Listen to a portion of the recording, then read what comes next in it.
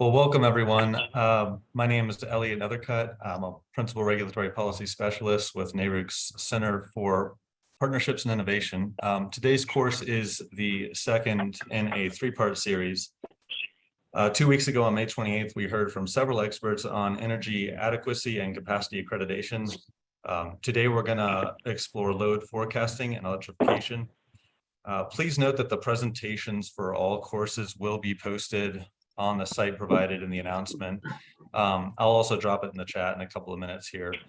On June 8th, this series is going to conclude, and the final topic is going to explore utility scale storage. So I want to remind you all these courses are brought to you through a collaboration between the National Association of State Energy Offices, the National Association of State Utility Consumer Advocates, and NARUC. Regarding format and logistics, there will be 4 instructors today. Debbie is going to introduce them. And after you hear from those instructors, we'll have a general Q&A, and then there will be an opportunity for you all to break out into smaller rooms with each instructor for about 30 minutes. And at that time, you can ask sort of more targeted questions to each instructor. So please try to avoid overcrowding any single room. Jessica and I will help if we find that one room is getting too full. We do have a Q&A feature that we ask that you use for any clarifying questions throughout each presentation instead of the chat box. Chat box should be used for primarily technical difficulties. I want to again thank ESIG and in particular Debbie Liu, who will be running today's training. Finally, I'll also thank the U.S. Department of Energy, who has funded this initiative, along with many other efforts to help regulators and state energy officers and consumer advocates kind of navigate the ongoing energy transition of our evolving electric system. So with that, I'm going to turn it over to Debbie and look forward to today's discussion. Thanks so much, Elliot. Welcome, everyone. We're really excited to do the second training module today. I'm Debbie Liu, Associate Director of ESIG. And for those of you who aren't aware, ESIG, Energy Systems Integration Group, we're an educational organization that addresses technical challenges for grid transformation. And there's a huge amount of information, webinars, reports, videos at esig.energy. So I encourage you to go there if you're interested in the kind of work that we do. We have workshops. The next one's going to be in the middle of June in Denver, and is actually going to focus on the topic that we have today, electrification and load forecasting. So it's certainly a really hot topic. We've got 4 excellent folks talking with you today. The first is going to be Josh Novacek from NextEra. He's a transmission system planning engineer, and he's also the chair of our system planning working group. And he recently came from the National Renewable Energy Laboratory, where he has led a number of grid integration studies. He's going to give you an introduction to the topic, and he's one of the instigators for why we actually are having a workshop in June on this topic. It was sort of Josh's work, looking at load forecasts and how, we can never do what we used to do. We've got to have completely new ways of thinking about how we do long-term planning. He will be followed by Andy Sekenik from Itron. Andy is a principal in Itron's forecasting division, and he's been doing this for decades in utility forecasting at First Energy and San Diego Gas and Electric, before moving over to Itron. And he's going to be talking about statistically adjusted end use modeling. And then following Andy is going to be Ryan Jones from Evolved Energy Research. Ryan helped to found Evolved Energy Research. And if you're not aware of their work, they did some of the bottoms-up building of load forecasts for some of the National Renewable Energy Lab studies and other studies that you've seen out there. And he's going to talk today about that bottoms-up forecasting with a focus on buildings. And then finally, Dr. Aidan Toohey from the Electric Power Research Institute. Aidan is a program manager at EPRI, and he's also ESIG's chair for our system operating impacts and market design working group. And Aidan's going to be talking today about flexibility and electrification in the industrial sector. So we're going to kick it off here with Josh and then Andy and then Ryan. Then we'll have a 5-minute bio break. Aidan will talk about industrial electrification and also hydrogen. We'll have cross-cutting questions, so please fill in that Q&A box if you have any questions. And then we'll go into breakout rooms for each speaker so that participants can, move around freely and ask their detailed questions of each speaker. So with that, I'm going to turn it over to Josh. And Josh. Great. Thanks, Debbie. I'll get this going here. That looks great. And I can hear you fine. Perfect. Awesome. Great. Yeah. Thanks for the introduction, Debbie, and thanks all for joining the conversation today. My name is Josh Nabacek. I recently joined NextEra Energy from the National Renewable Energy Lab, as Debbie mentioned. And today, what I really want to do is kick off this conversation by talking about the large potential for electrification and the introduction of a large amount of uncertainty that comes from that potential when we're thinking about how do we prepare for that level of electrification? How do we plan the generation and transmission system to be able to accommodate some of those different levels? So first off, electrification is widely viewed as a clear pathway to the decarbonization of many different non-electric end uses that we have today. So on the plot on the right-hand side, we see some of the different end uses for energy. The bold line in between each one of those is the demarcation between what is currently electrified and what is a non-electric primary energy consumption in those areas. So roughly many studies have suggested somewhere around half of all of those items above those lines are ripe for electrification with the end goal of decarbonizing those energy sectors. Specifically, some of those kind of low-hanging fruit areas being light duty vehicles, commercial vehicles, space heating and water heating. And then on top of that, some of these other non-electric demands that might be kind of hard to electrify directly are likely going to be looking towards green hydrogen fuels as a method for them to decarbonize or reduce their carbon footprints. And that green hydrogen is likely going to be coming from electrolysis and the generation from renewable energy in the first place. So also a driver of pushing up the demand for or the electric demands that we don't see today. All of this suggests that, many studies suggest that could mean a doubling of electric demand by 2050 if some of these kind of more aggressive, if some of these end uses are aggressively electrified. So that leads us to a lot of uncertainty in how we deal with how we plan the system, how we prepare for these electrified demands. And one of those forms of uncertainties is the changing load shapes that are introduced from large amounts of electrification.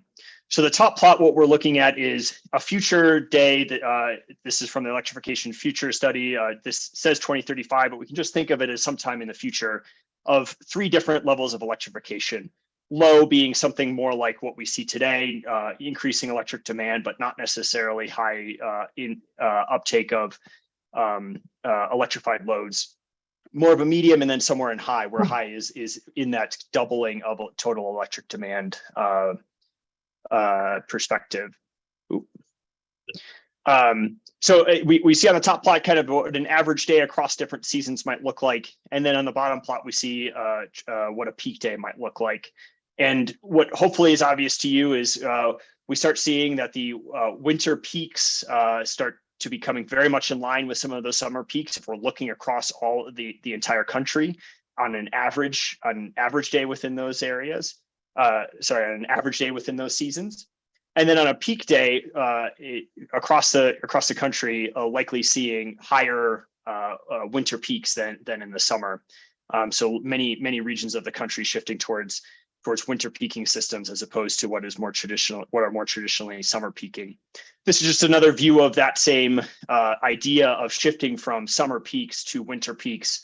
So the 2015 plot shows the top 100, each of those pies shows the top 100 demand days within those states, and which seasons that peak actually came in. So other than the Pacific Northwest, pretty much everywhere exclusively summer or maybe early fall peaking, a little bit in the southeast region having a few occasional days of high winter peaks.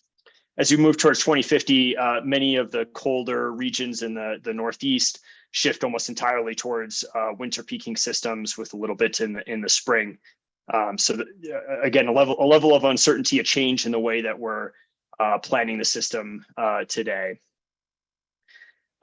So already kind of mentioned the doubling of electric demand, but on the right side are two potentially possible different trajectories that total electric demand could take. So in a high demand scenario, looking at 2.4% per year growth in electric demand, eventually by 2050, essentially reaching doubling of what today's electric demand is. I did want to highlight, though, that that level of growth is not unprecedented. It was only a few decades ago that we were seeing electric demand growth on that order. So back in the 1990s, we saw a similar level of electric demand growth. So something that maybe we've experienced before. But on the other hand, something that wasn't happening during those past decades where we were seeing that large electric demand growth was also the shift in our generation sources towards wind and solar primarily, but also other sorts of renewable energy as incentives, costs, and just general policy and interest in decarbonizing the electric system is happening at the same time that we're reaching those higher electric demand levels. So the left-hand plot shows what today's electric system generating capacity looks like by the different types of fuel uses. So the bottom being coal, the purple area being natural gas. And then as we shift towards something that might look like a 100% carbon-free electric system, just using today's demand results in 2 times the total capacity needs and 5 times the amount of clean energy needs relative to today. And then if we start thinking about economy-wide decarbonization and using electrification as that key tool to achieve that decarbonization, we're now talking about 4 times the total capacity and 10 times the clean energy capacity relative to today. So another source of uncertainty. That all somewhat assumes that we have very little control in these electrified end uses, which is certainly not the case. So this is another form of uncertainty that as system planners, as we start thinking about the needs of the generation transmission system, need to consider, is that electrified loads offer new opportunities in efficiency and flexibility of demand, which certainly some of the other speakers will talk to you about today. On the left-hand side here, just showing an example plot from an NREL tool called EVI Pro, which looks at charging demands of electric vehicles. This is just an example of 100,000 electric vehicles in the Miami area. And what if we put them on different types of charging schedules? So in the most aggressive home charging, let me actually get my pointer. I meant to do that earlier. So in the most aggressive home charging scenario, we see massive peak coming in the afternoon as people are returning to work and plugging in right away, and not limiting the amount of charge, the charge rate of those vehicles. So that would certainly increase, especially some of those typical summer peaks. But we could look at that. Doesn't have to be the way that the future charging might look. We might actually say that no, we're going to incentivize more work charging, and we might do that such that we don't just peak the work charging right when everybody arrives, but there's some level of spreading the total demand across the day. So another form of uncertainty, opportunity, but still needing making us need to think about how does that change the amount of we have on the system. Josh, you got 2 more minutes. Great, sounds good. Thanks, Debbie. Another form of uncertainty is climate change and its impacts to temperatures that we'll be experiencing in the coming decades. So electrified demands are generally tend to be more temperature sensitive than maybe some existing demand end uses are today, especially when we start thinking about heat pump efficiencies for home heating. So it's really critical that we understand what might some of the uncertainties in the trajectories of temperatures be in the future. So there's been some great work at some of the various DOE national labs to downscale future climate scenarios to help us get the necessary data to do the modeling to understand what that might mean for peaks in electric demand. So this is just an example of how you might apply that in trying to understand how it's going to impact maybe summer peaks versus winter peaks. One example of this from the NREL work, using just one single global climate model, so lots of uncertainty there where we want to use multiple global climate models. But even as we move towards more electric demand, just generally winter temperatures being warmer might suggest that we actually don't see some of those concerning winter peaks that I introduced earlier due to just generally warmer temperatures. So that's all that I wanted to share today. Just wanted to hopefully emphasize the large potential economy-wide decarbonization that electrifying lots of end uses could provide. But electrifying those end uses introduces a wide range of different uncertainties, including the total magnitude of electric demand, the changes in the demand shapes, new opportunities around flexibility and efficiency, and then certainly what are temperatures going to do in the future. On top of that, we have a wide variety of incentives from the Inflation Reduction Act and certainly other state and federal policies that are also driving this move towards electrification, certainly not only a decarbonization policy goal. And as Debbie already mentioned, there's multiple e-cig electrification activities happening, including a demand forecasting workshop in a couple of weeks and a couple of ongoing task forces on vehicle and building electrification.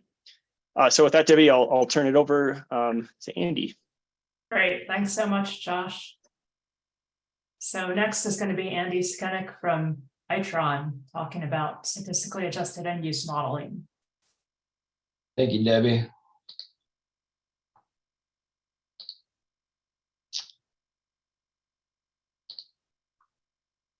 Okay, so is everyone seeing my screen? Yes, it looks great. I can hear you too. Excellent, excellent. I'm just gonna get my pointer up. And first, thanks to Josh for a wonderful introduction, on the economy-wide implications of decarbonization. What I'm going to talk about today is how we integrate all those factors into the load forecast at the utility level. And I'll begin with kind of a discussion on legacy best practices and moving in to the modern day challenges that we're facing today. So just to get rolling here. Have an issue with advancing the slide, one sec.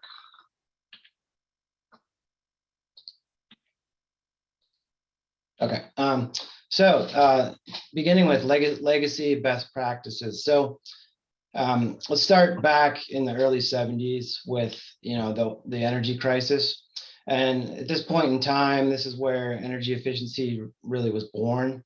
So in the early 70s, the end use models came into play, and these were really sophisticated stock accounting models that would look at each end use, look at the saturation or the percentage of homes that would have a given end use, as well as the stock efficiency. And then over time, the stock would turn over, and gradually the lower efficiency would transition to a higher efficiency option over time. In the 70s and 80s, these were kind of the standard. The challenge, though, became that they were relatively difficult to maintain. There's just a lot of data inputs. And so as we transitioned into the 80s and 90s, we came up with a statistically adjusted end use modeling framework. And what this is it's a framework that's going to embed the best pieces of the end use modeling framework, so the stock efficiency turnovers, along with a statistical step that's going to essentially calibrate those inputs into the build sales. And this has been the prevailing method going forward throughout the utility industry. So I'll touch on some of the the important pieces here. As we mentioned before, we have the structural changes, saturation efficiency trends. In addition, we're pulling in square footage and thermal shell and integrity. In terms of economic effects on the residential side, we look at households. In the non-residential, we're going to look at employment and then real gross market product. And then in addition, there's going to be class level price effects. So of course, as the price increases, we're going to see a reduction in the sales. Additionally, we know weather has kind of a dynamic effect. So we look at heating degree days and cooling degree days. And these are, of course, going to interact with the stock. So, is the increase in, if you see an increase in central air conditioning saturation, you're going to see increase in the responsiveness as we interact that with cooling degree days. On the heating side, of course, now as Josh presented, you're going to see with building electrification, the responsiveness to heating degree days is also going to increase. So this is really the beauty of the SAE framework, in that it's going to integrate both the detailed equipment information with the statistical step. It's going to interact, bring in all the behavioral pieces. So this is really what's kind of prevailing right now. I pulled out industry survey. This is actually from 2016. And we're looking at, we just surveyed the industry, got roughly 62 respondents, representing almost 2,000 terawatt hours of electricity. So on the residential side here, as we see, the SAE model, roughly 62% of utilities are currently using that model, or at least were in 2016. And that it just seems like it's increased a bit over the last 6-7 years. In fact, we don't even really survey anymore on this question, because this kind of pink piece of the pie is almost the total at this point, at least in residential and commercial. So what does the framework look like? Let's break it down a bit in terms of the class level look. Let's just focus here on this top box at the upper left. This is really designed to represent the residential cooling load. And of course, as I mentioned, we want to have a detailed representation of the equipment stock. So this is going to be, if you think of just a central air conditioner, as I mentioned, the saturation is just the percentage of households that have a central air conditioner. And these can vary by type of equipment. So you have kind of the standard central air conditioner or heat pump, as well as we also bring in room air conditioning. So that's the saturation piece. So as saturation goes up, of course, usage is going to go up. We also bring in efficiency. These are stock efficiencies, which represent the average. However, they're built off a detailed stock accounting model that's actually going to look at purchases in each year. And we understand the kind of a technology spectrum. There's the least efficient option, which is the standard, defined by the federal standard. And then you have higher efficiency options. What we do is we take the weighted average across those options to get the marginal efficiency. And then we do stock accounting to apply, the decay of the existing stock and its turnover to the more efficient equipment. So that's the efficiency piece in terms of just equipment stock. We also acknowledge that there's been improvements in the insulation levels on the home. This is represented here with thermal efficiency, as well as square footage trends that we'll see, increases in home size. And perhaps this is just dependent on, the mix of single family and multifamily in a given area. So that's kind of the structural piece. But we also, as I mentioned, have usage trends embedded. These are going to be, on the residential side, as I mentioned, real personal income. We also have price being a factor. Where you see price spikes, you're going to see reductions in load.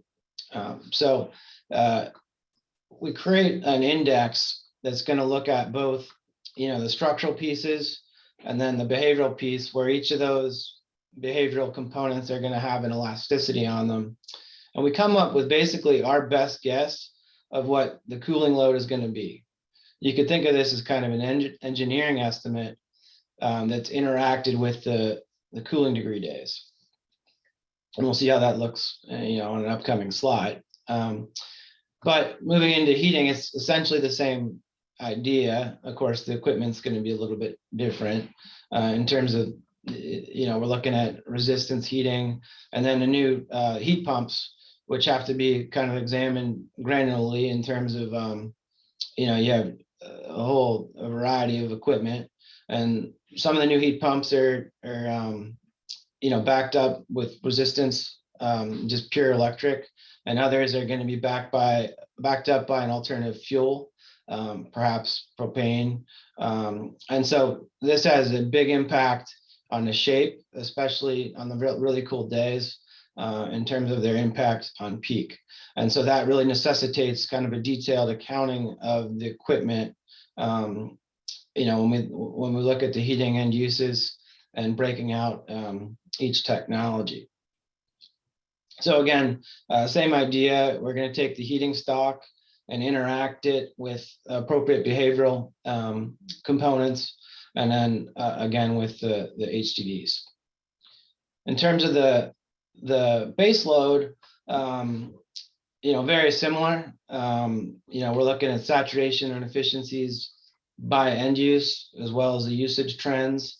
Here, we don't have really weather effects, so we're not interacting with weather, but we have a nice representation of really each end use.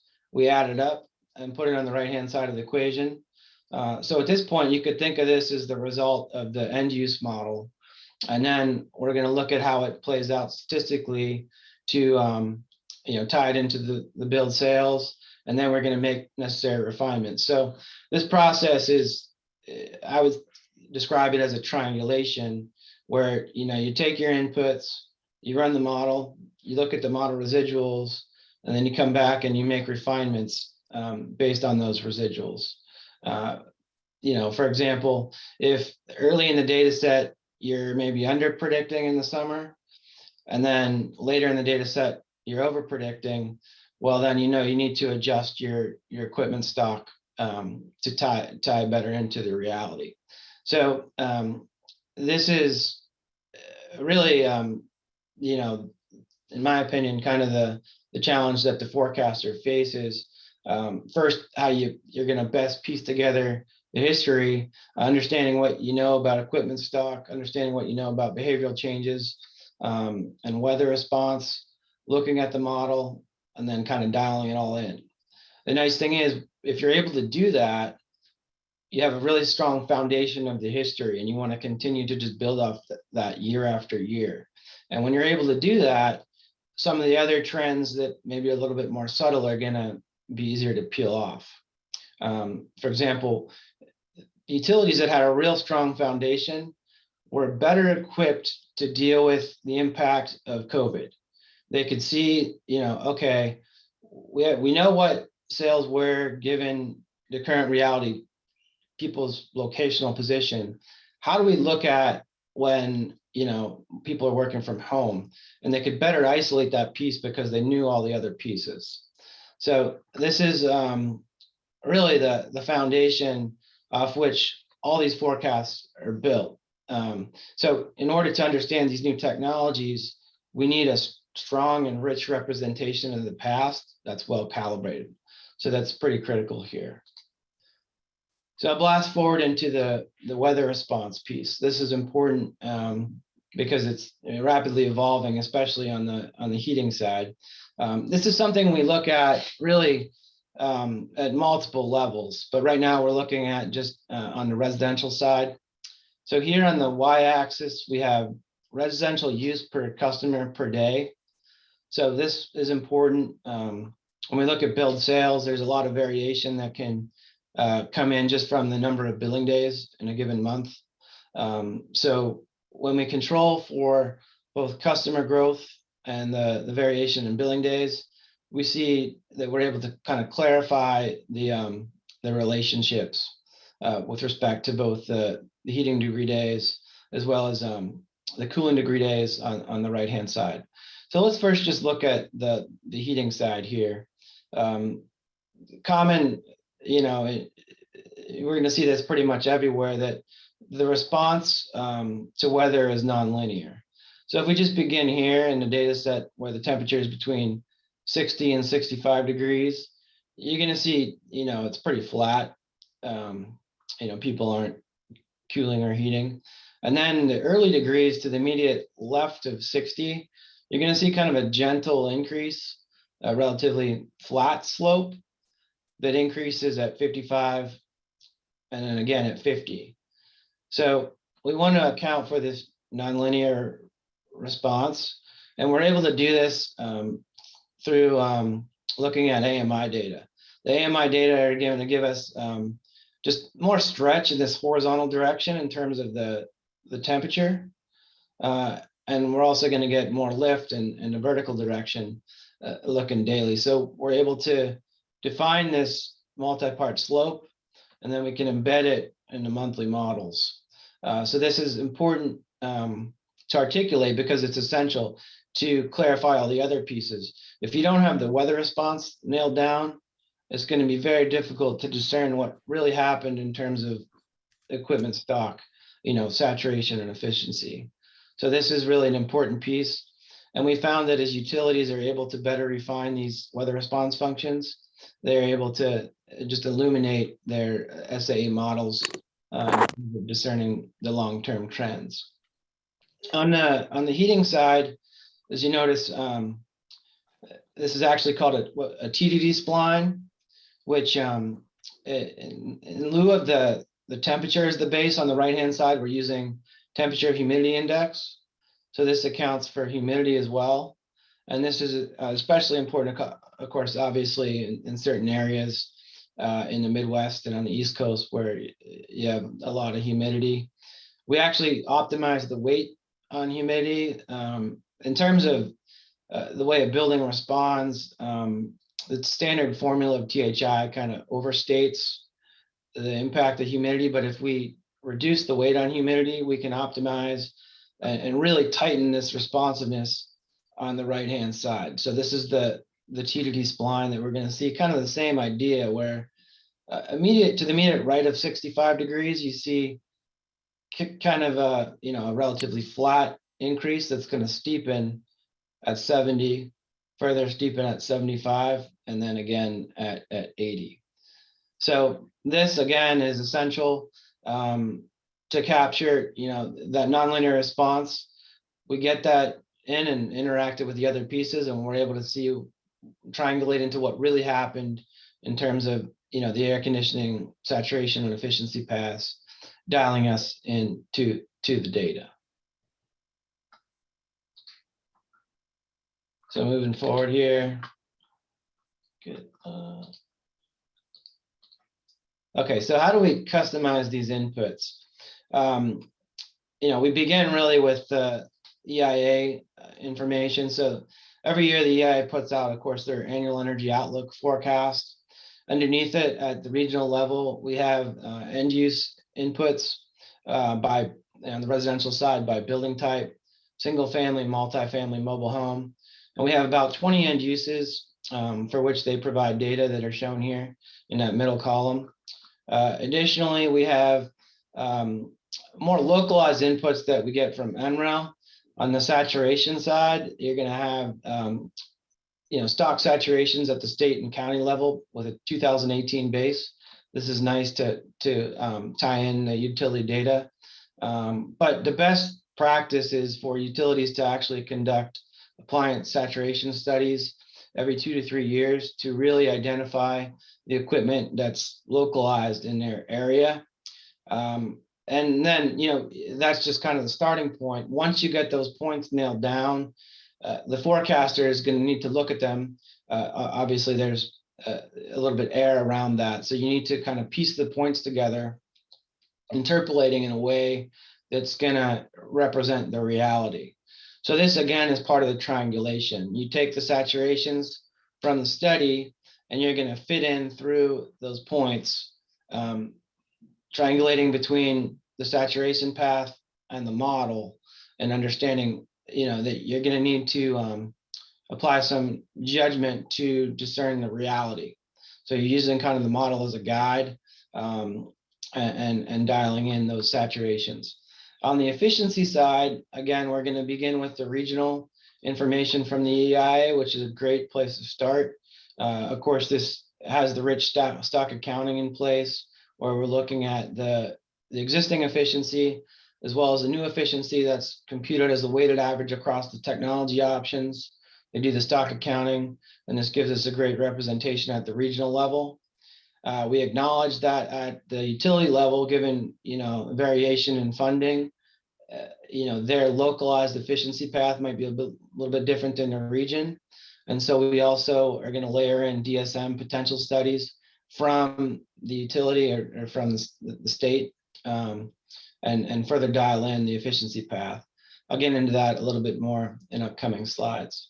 But the point here is that we start with regional information and we apply more localized information where available. And then, of course, there's the statistical piece that's going to help us to really infer the reality based on those pieces. Similar on the commercial side, here commercial is a bit more heterogeneous.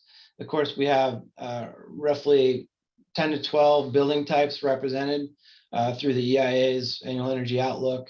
We're going to get corresponding fuel share, which is just a synonym for saturation, as well as efficiency.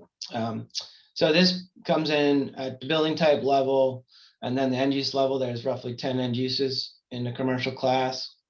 And so typically what we're going to do is look at the weight at the utility level in terms of building type level mix.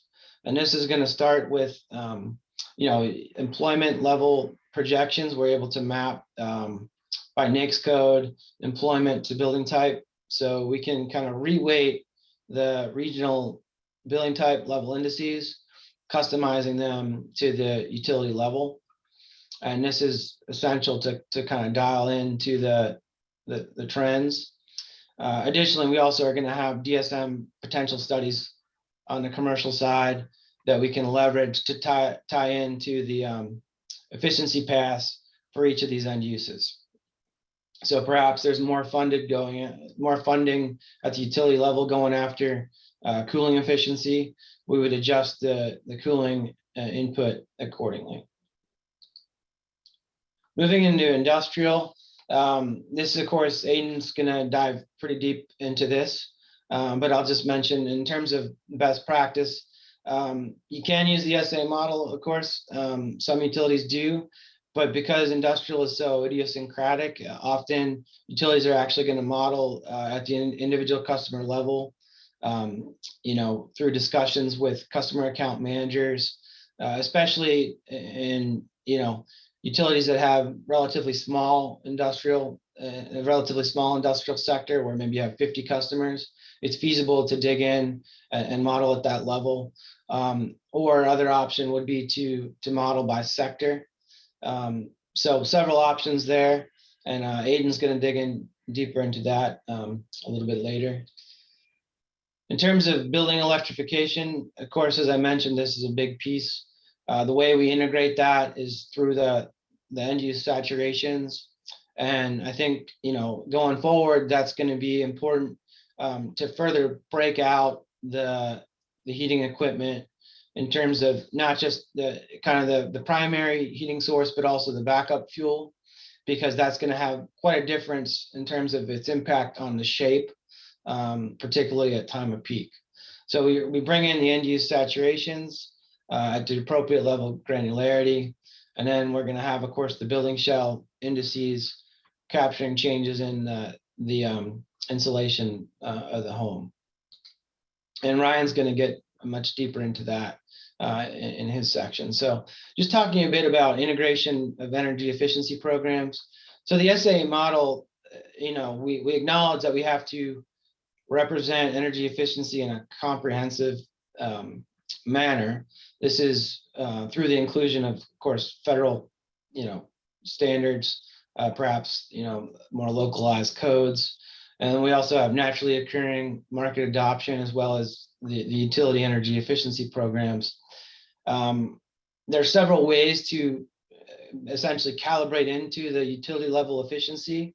And it really just depends on the data that are available and then the desired output of the forecast in terms of which approach that we choose. But typically we like to do this at an end use level. So if we're able to tie in, we can isolate the efficiency gain inherent in the model for example, cooling. We want to make sure that that ties out to the potential study as it represents the gross savings. And that's going to ensure that the model is appropriately calibrated to the most granular data that we have. And then we can play that out, not just in terms of the long-term sales, but also on an hourly basis and discerning its impact at the time of peak. So what we're going to get at the back end here is really a long-term end use level forecast. This is looking at it annually. This is really essential in terms of one, getting an accurate long-term forecast, but also looking at it on an hourly basis. So when we go to transition from the long-term sales forecast to the hourly, we have end use level shapes that we're going to apply that we get on the heating and cooling side. We're going to customize based on AMI data. We can run hourly model simulations to drill in and capture the unique heating and cooling shape at a utility level or even more granular on the grid. So that's important because it's going to vary utility by utility. For the non-weather sensitive equipment, we rely on the NREL end use shapes. And we also have an older library of E-shapes that we pull in to fill in any gaps that might remain. But what you get at the back end there is really a dynamic long-term hourly forecast that's going to integrate the changing pieces. This was important kind of in the prior decade with the lighting. Lighting really cut down heavily. So obviously that's going to press down more on the, in the morning and evening hours, kind of reducing the winter peaks. Hey, Andy, you've got 17 minutes left. So I just wanted to let you know in case you wanted to jump to the modern day and EV modeling. Yeah, sounds good. No, I appreciate that, Debbie. So on the commercial side, we have, same idea where we're looking at, the long-term trends at the end use level, and then we're going to layer in the appropriate shape, thereby capturing the impact on the long-term hourly forecast and peak. Now, as Debbie mentioned, excellent transition into modern day. So this is really kind of the challenge that the industry faces is there's been this kind of sharp divide between corporate forecasting and then distribution planning. So we've been on this side of the fence, supporting corporate forecasters with, generating a long-term energy sales as well as hourly load and peak forecast. And this is going to support, generation planning, transmission planning, and regulatory. We also are going to convert that, of course, to revenue, through billing determinant level models, et cetera. But the challenge is, how do we play all this out, in terms of the distribution system? How does this affect, transformers, circuits, bus bars, and substations? So this really necessitates integration, careful integration of the new technologies. And I'll talk a bit about that going forward. So this is really just an extension of the initial slide where we looked at the key pieces of the statistically adjusted end use modeling framework, and also just highlighting the new pieces that we now have to integrate.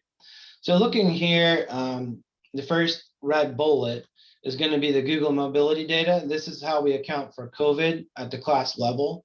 So the Google mobility data was based on cell phone information, which tracked people's location through COVID. And this was essential as we transition from really the 2019 level through COVID into a new normal. So we integrate the Google mobility data into that behavioral index. And this is essential to capture the change in the residential load that happened coming through COVID. And coming out of COVID, there's, work from home is still persisted. So we're seeing, an increase in residential load that's remained. In addition, it's going to be an increase in the responsiveness on an hourly basis and at time of peak. So this gets integrated on the residential side with the residential Google Mobility Index. We also have a workplace and retail index that gets molded into the commercial. That's a big piece. In terms of the weather, we know we have now solar is coming into play. So we look at global horizontal irradiance. This is basically a measure of the solar radiance on a plane that's just horizontal to the Earth. And this is essential for tracking the solar output on an hourly basis when we look at the PV that's behind the meter. Furthermore, we have, to acknowledge that we have the climate change trends, which are driving, increases in the cooling degree days. We're looking at that not just on an annual basis, but also in terms of kind of the temperature duration curve. What are the trends at time of peak in terms of, the summer and winter peaks? So that's important in terms of the weather that we're going to push through the models. And of course, we have our new technologies coming in, solar PV, electric vehicles, and battery storage. So this is really just the extension of what we had before, which, I can't emphasize enough the importance of having that solid foundation. We need that solid foundation to be intact as we essentially come up with a strong end use level representation of our history in order to make sure that we can layer these in appropriately and calibrate them in to their respective impact on the load. So of course, the two main pieces here are going to be the solar PV in orange, and then the new technology piece, which is really the electric vehicles in green. So I'll dig into that here going forward. Advantage of the SAE framework is we can really break apart the load in a variety of different ways. And this is especially important for purposes of, interpretation. So what we do is we kind of begin with our base forecast, and then we're going to freeze all the inputs at their base year level. And what this produces is essentially a weather normalized look that's just perpetuated through time. And then we can activate each of these puzzle pieces, thereby isolating the relative impact on the long-term forecast. And the big pieces we want to isolate here are going to be solar PV and electric vehicles, because we need to layer in the appropriate shape going forward. And this is not just important, of course, at the system level, but we also need to make sure we have the right densities articulated across the grid. So I'll break into these two pieces here. In terms of solar, we're fortunate that a number of utilities actually have a meter on the solar panel. So we're able to look at the solar output directly at the individual customer level and roll it up. And using those data, we're able to construct some real rich, weather response functions on the solar, where we're able to look at the relationship between the solar output and global horizontal irradiance. This is perhaps unique, depending on how the solar is positioned.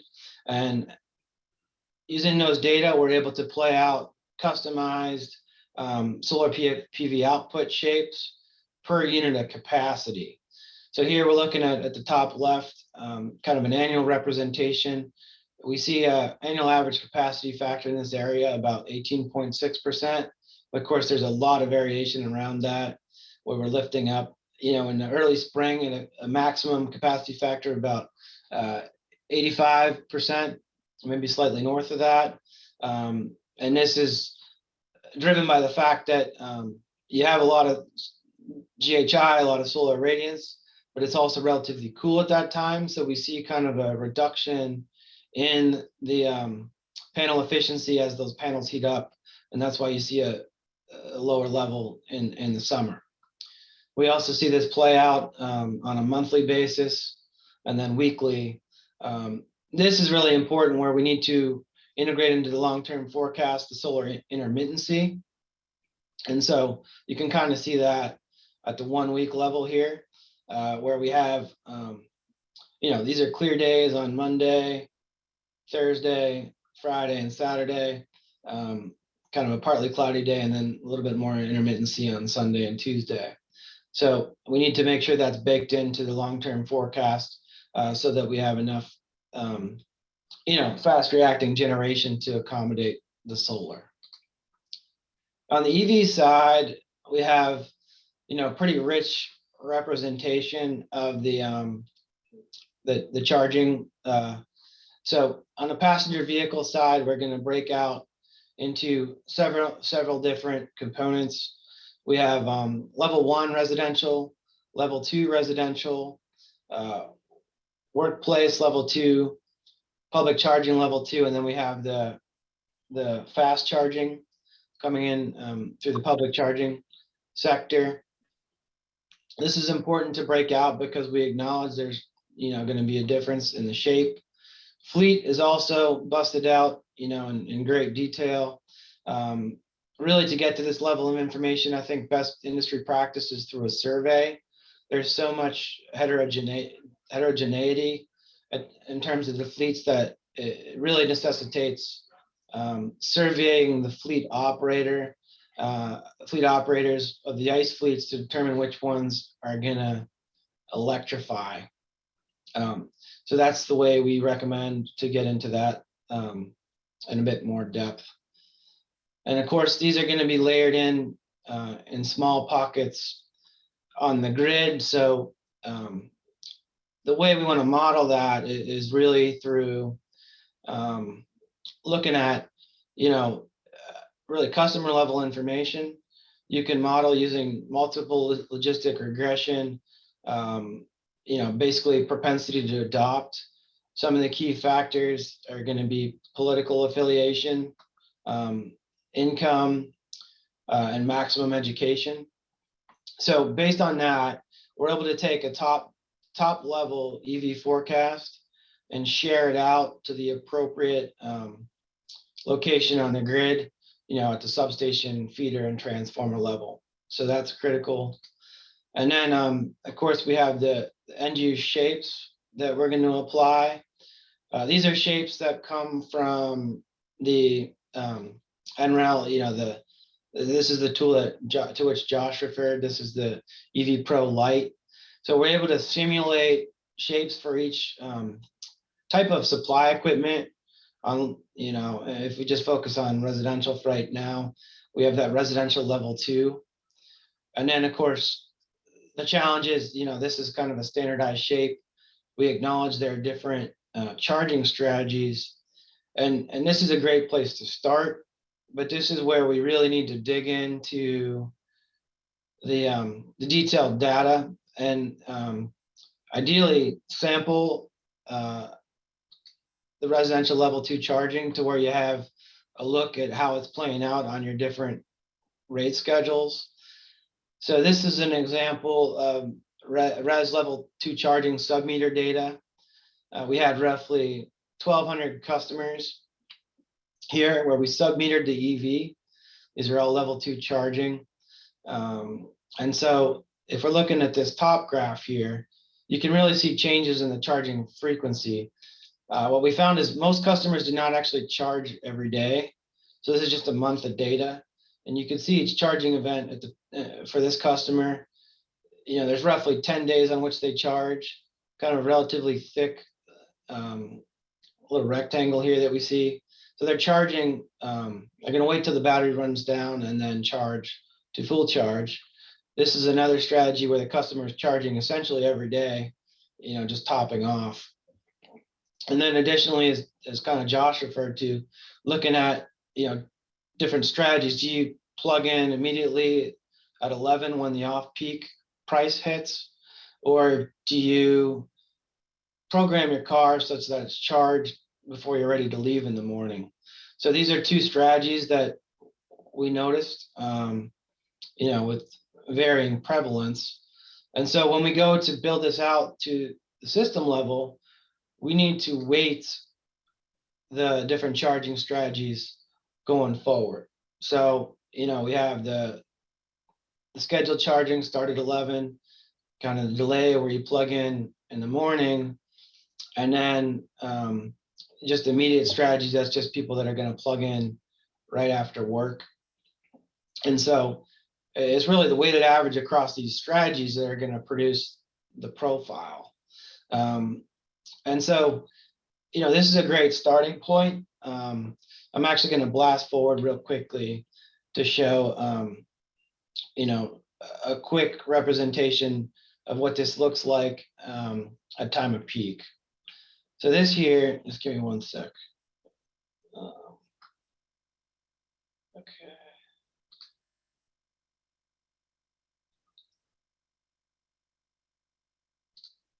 Are you guys seeing a spreadsheet? Yes, we can see it. Okay, so this is really the challenge, I think, at the system level when we look at the peak. And I realize I rushed through that, kind of a lot to cover in 45 minutes. But this is really the way we're looking at loads at every level of the distribution network, from the system down to the substation, down to the feeder and the transformer. And this is a look at the peak day. You can look at summer and winter, but for now, we'll just look at the summer. And of course, flipping through the years, we're going to see the shape shift.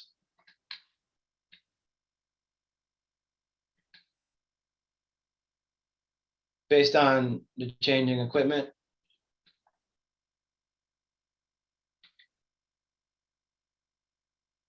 And then down here, we have each contributing piece. And the piece I want to hone in on is this level 2 charging. So this is going to isolate the impact of the level 2 charging at the time of peak, given a certain number of ports. So here we're saying there's 2,500 ports. Questions are around this number. So, there's a lot of uncertainty around the EV forecast. So this enables us to play out a scenario where we say, let's make that 3,000. How does that affect the load? Let's make that 5,000 or 7,500.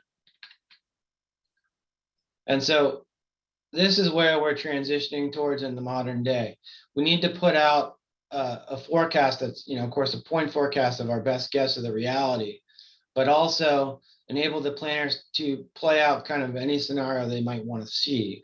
And this is just a high level way that we're looking at it to layer in all these factors and then provide a tool where they can flex each of these inputs around which there's a lot of uncertainty. We would also flex the electrification as well to see how that plays out in terms of the winter peaks. So, a lot has happened in the last 5 to 10 years, and as a forecasting community, we have to have the agility to embed these pieces at every level of the grid. And I think we need to all work together.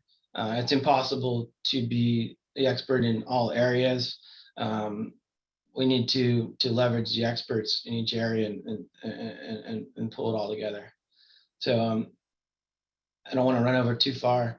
And I realized I did kind of rush through the new technology piece, and happy to dig in a little bit deeper in the breakout session. as you guys might want to discuss. Great, thank you so much, Andy. That was a great deep dive into how we've done load forecasting, how it's changing, and really nice demonstration of the tools you use. I'd next like to turn it over to Ryan Jones of Evolved Energy Research, who's going to dive into building electrification and bottom-up approaches on electrification impacts.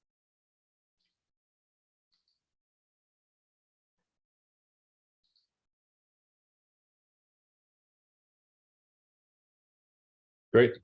Great, we can see it, we can hear you. All right. Good afternoon, everybody. Pleasure to be here.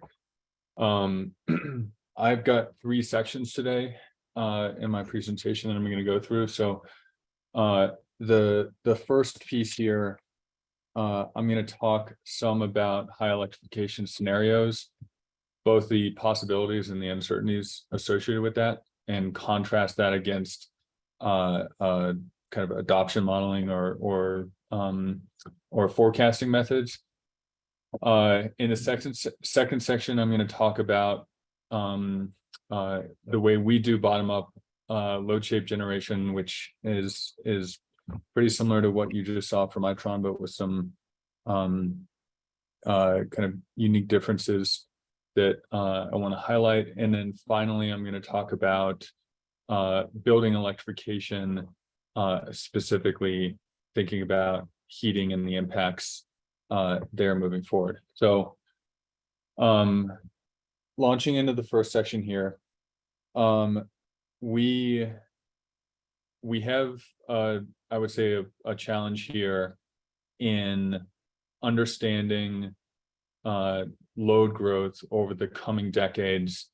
And to jump straight to the kind of conclusion here, we've for a while now had these 2 approaches, one being based on forecasting and the other being based on backcasting, which can get us to very different conclusions about how much electrification is likely in a given service territory over time.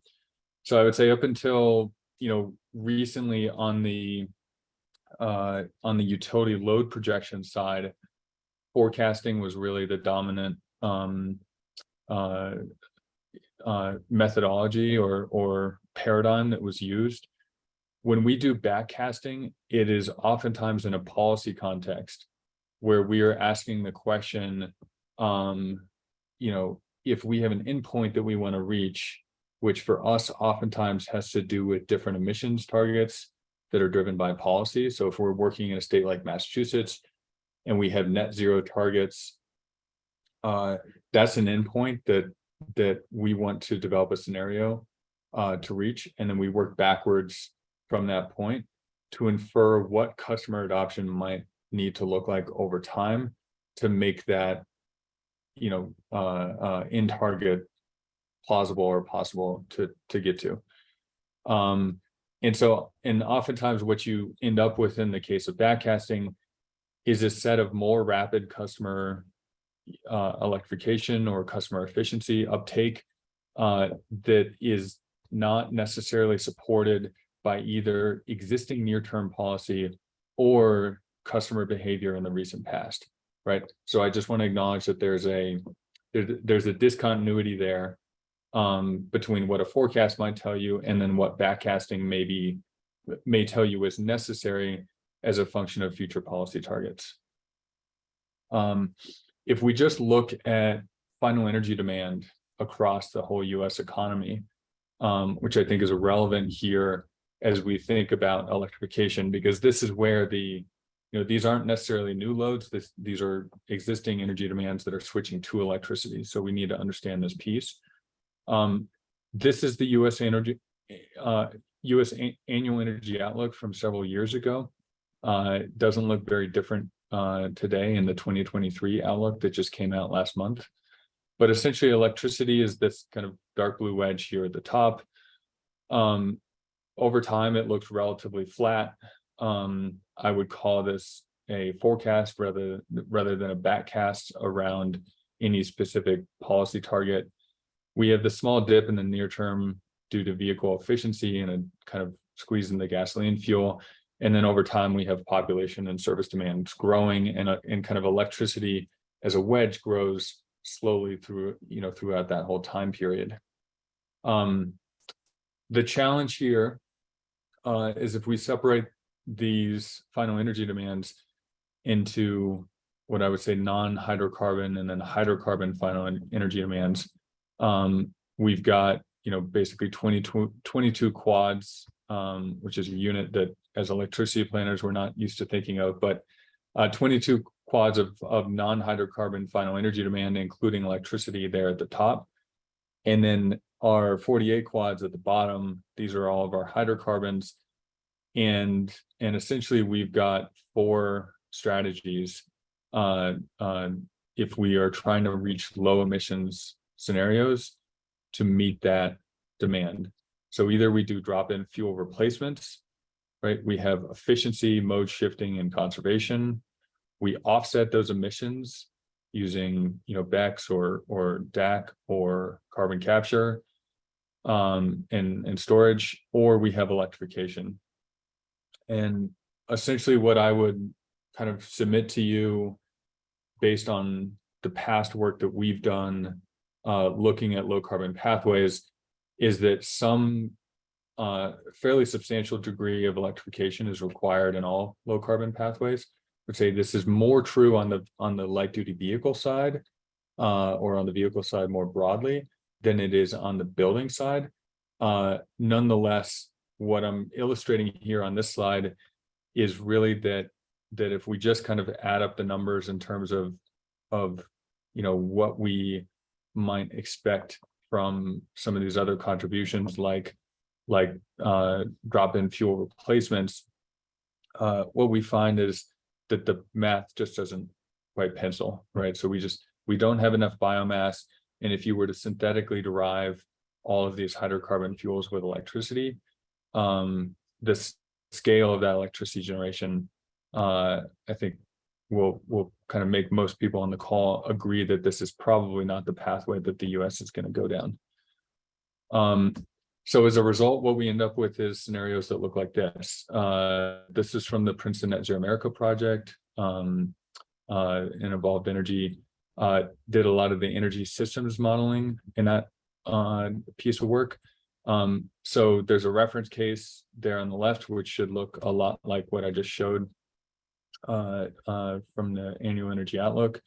And then the E+ and an E-, which are both electrification scenarios, but at different rates. So E+ is a rapid electrification, E- is a slower electrification. And you can see the kind of blue electricity wedge expanding correspondingly. So in terms of general conclusions here, the forecasting versus backcasting, as I've said up front, can result in very different long-term forecasts. So for a long time, we've seen low load growth for most electric utilities in the US. But if we look at kind of backcasting low carbon scenarios, we see periods in the coming decades where we have perhaps 2 or 3% year-over-year load growth.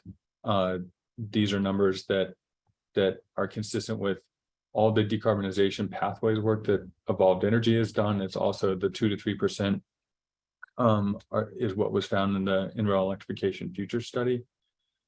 And my guess is that the time period that we're in now, kind of the early 2020s, in retrospect, I think we're going to see this as the period of maximum load growth uncertainty. We are perhaps at the beginning of what will be a steeper rate of EV adoption, for example, in the coming years. But for most of these technologies, whether it's heat pumps, EVs, industrial electrification, right now we are at the beginning of the S curve for most of them, which means it's very hard for us sitting here today to kind of look forward and predict when exactly those inflection points may happen.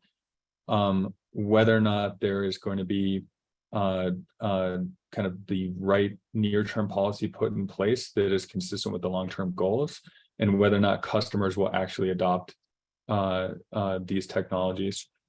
One point that I do want to emphasize here is that electrification is required in any feasible low carbon pathway. And so what I would submit there is that the timing of electrification has more uncertainty than its long-term scale. So I think if you look out to, a time period of 2040, 2050, reaching these various goals, whether it's thinking about California 2045 targets or many of the other states that have adopted similar goals, we know based on the relative economics of the various technologies in play, what we think are likely the lowest cost pathways to reach those goals. The timing of how we get from here to there is of course quite uncertain. And IRA is likely to accelerate electrification trends that were already going on by 5 to 10 years. But these forecasts of impacts, I think, differ widely. So we've seen, on the one hand, work like the Princeton Repeat project, where we have fairly aggressive EV adoption expectations over the next 10 years. And on the other hand, the new annual energy outlook that just came out that basically says IRA has barely moved the needle with respect to customer adoption on the EV side. So, again, I think in a few years' time, we probably have a much better idea of where we are on those S curves and whether or not those inflection points are coming. But sitting right now, and looking out over the next 10 years, I want to acknowledge that there's a lot of uncertainty with respect to kind of customer behavior and the kind of annual energy requirements of this new equipment that is likely to come into the system. So with that, I'm going to switch gears here and kind of talk about the way that we do bottom-up load forecasting and evolved energy. And like what Andy just went through, the basis for a lot of our work are stock turnover models. We use a model called Energy Pathways. And as a model, it explicitly tracks user decisions about technology adoption and produces final energy output and hourly profiles for future years. What it is not doing is doing customer adoption based on relative economics. So we will sometimes use other external adoption models to help inform the numbers that we use in Energy Pathways. But more often than not, because of the wide uncertainty that I just went through, we tend to look at different scenarios that we essentially, are stakes in the sand or corner points where we have different levels of either electrification or energy efficiency or customer participation in various programs. So for Energy Pathways, if we look at kind of the basic model flow diagram, we have what we call kind of underlying drivers of energy demand. So these are things like population. Those inform our demand for energy services. So in this example, which is really a kind of a light duty vehicle example, that would be things like vehicle miles traveled. On the technology stock and turnover side, we've got kind of technology efficiency by vintage, and then the stock that turns over time. That service demand gets allocated to the stock, and essentially from there we get the final energy demand, which then goes into various other models that we use and can produce the bottom-up profiles. This is just an example of stock rollover for light duty vehicles, where each of the kind of faint lines here denotes a different vintage of technology stock. And again, the attributes of each vintage change over time. And many technologies have service demand that also differs by age. So new vehicles are driven more than old vehicles. And all of these are just kind of nuances on the basic underlying dynamics here. So when we take the kind of bottom up approach sector by sector, and on the next slide, I'm going to kind of show a list of sectors that we use. We do something that looks like this. So we have a service demand projection over time. We have the stock turnover, and the combination of those two help inform our final energy demand. So I will come back to kind of this example here in another couple of slides, but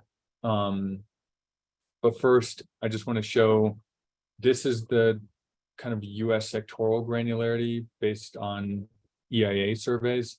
So if you look at the annual energy outlook, these are the subsectors that they break the economy into. A number of them have kind of different subcategories. For industry, we have many different process types. And so essentially in the bottom up profile creation process, each one of these has an independent projection of final energy for electricity and an underlying shape associated with that service demand. So like I said, I was going to come back to this example here where we've got from 2 slides ago, the residential final energy demand for lighting. Here we have a unitized lighting shape. This lighting shape is actually from the EPRI load profile database. And we are using kind of many different sources for different underlying profiles. And we add all of the subsector end use profiles up together to get kind of a total system load, right? In what Andy went through and the way that Itron approaches this problem, there is the kind of statistical regression or reconciliation happens earlier in the process, but for us, that's kind of the last step, which is we build these profiles bottom up, and then we compare against our known historical load shape that, you know, that's basically metered, right? So that's what we knew happened in the year 2011, for example. And because our bottom up shapes are, I would say there are existing gaps in the data and data quality for understanding subsector by subsector, as I just went through, customer behavior. Our bottom up shape and our top down shape are never going to match exactly. And so what we have here again are these reconciliation factors, and we apply these reconciliation factors to existing loads in future years, but we don't apply them to growth in subsector load. So for example, if we have more electrification in residential heating, we apply a reconciliation for existing building heating with the acknowledgement that there's probably some bias or other error in precision that we're not capturing. Growth going forward, we don't apply that reconciliation. And if you look at the reconciliation factors, this is for the state of Maine. I'm going to show a number of examples as I go through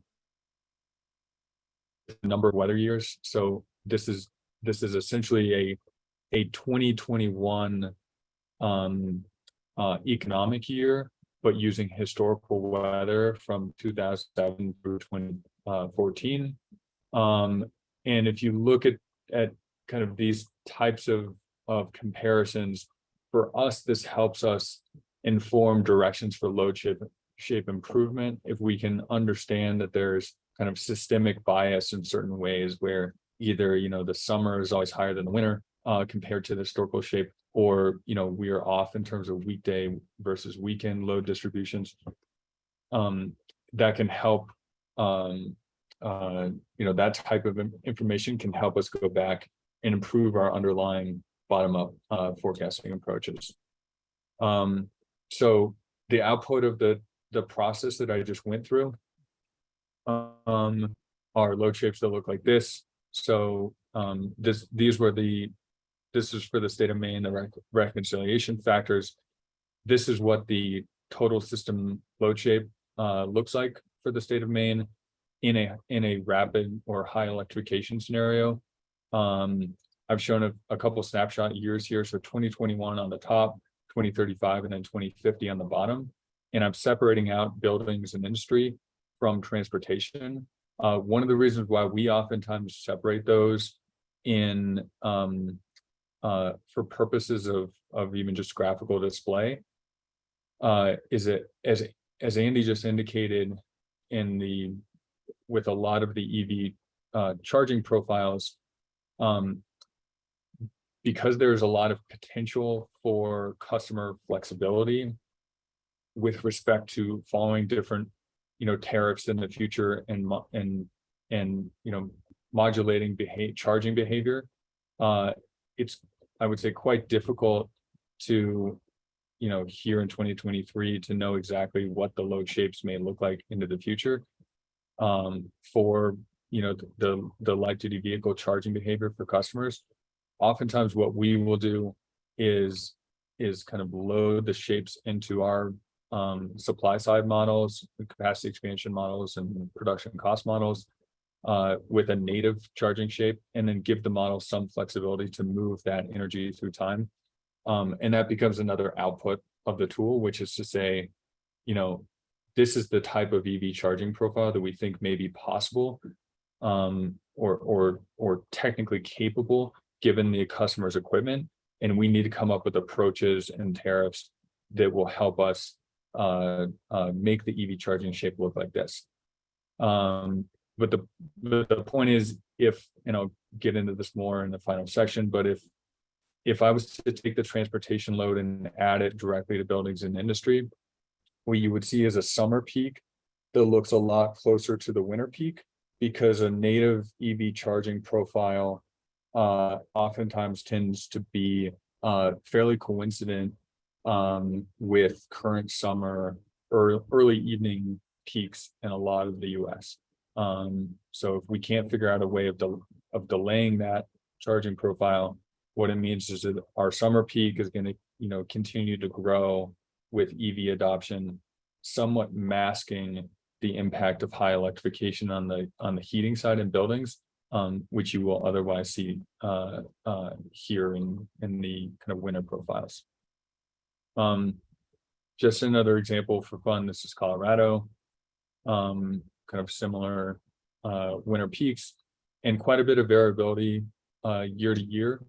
As you'll note, you know, some of the as I'll get into in the last section here, some of the nonlinearity when it comes to the impact on peak from things like heat pumps. There can be a very big difference with a very small kind of temperature change, whether it's, you know, -10 or -15 degrees Fahrenheit, can make a really big difference in the kind of ultimate system peak.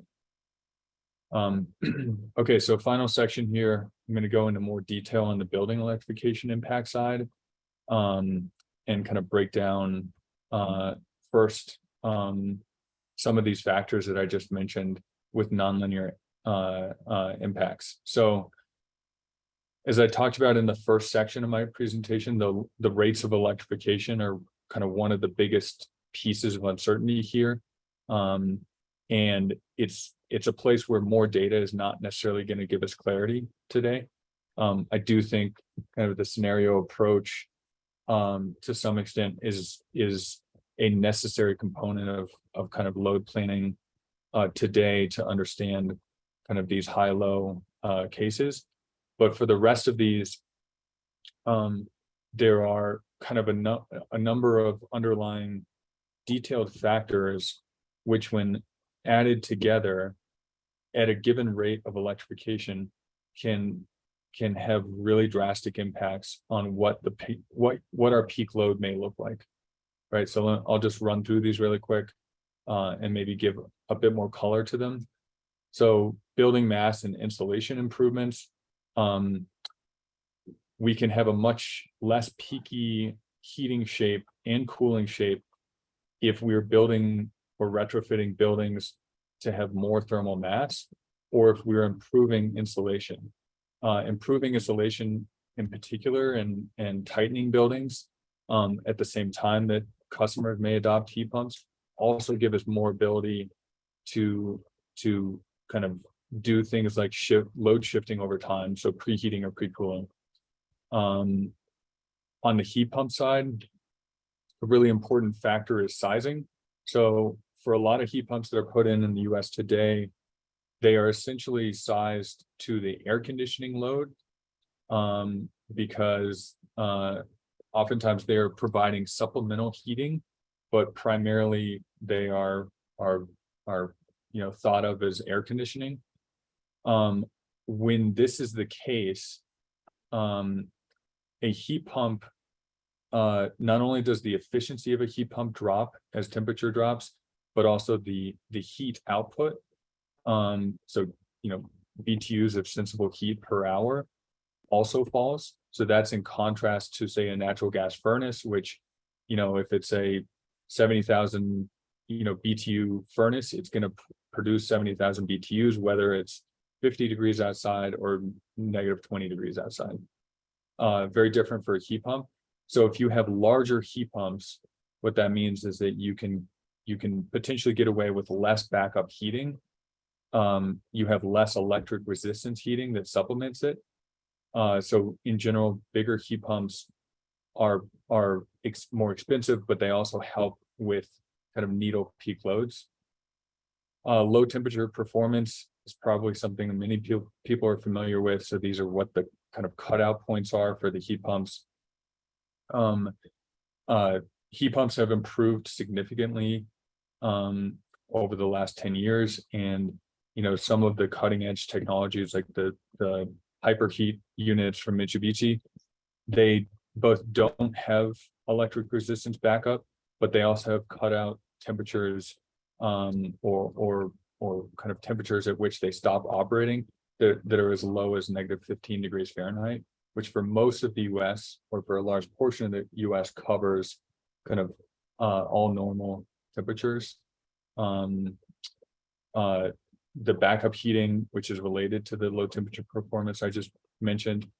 Finally, the kind of technology improvement projections.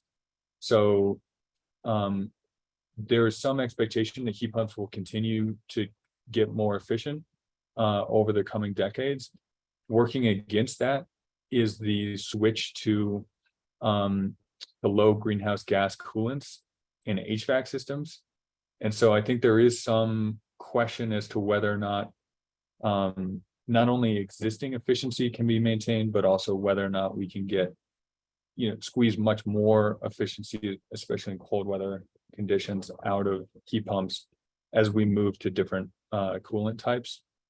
Finally, moving out of the heat pump kind of category, one thing that we don't have a good handle on right now are spatial diversity factors. So it's one thing if we look at a kind of temperature record at a single weather station and then run a bunch of building simulations off temperature record and represent that as kind of a population of buildings.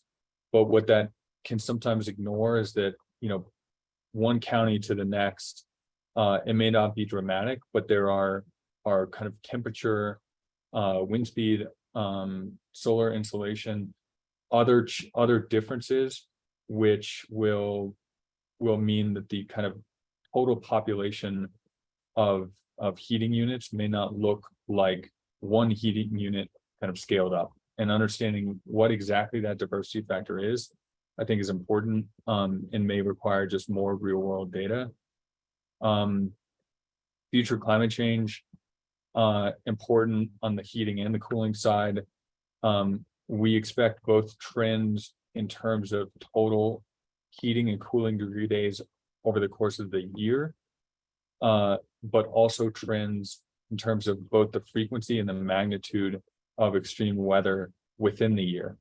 And, you know, one thing that we've seen recently that is maybe counter to expectations is that even though we are in a warming climate where heating degree days on an annual basis are likely trending down, we also have, you know, just in terms of weather, a weakening jet stream that meanders south more frequently and is leading for many parts of the country, like what we saw in Texas several years ago, with the freeze in Texas.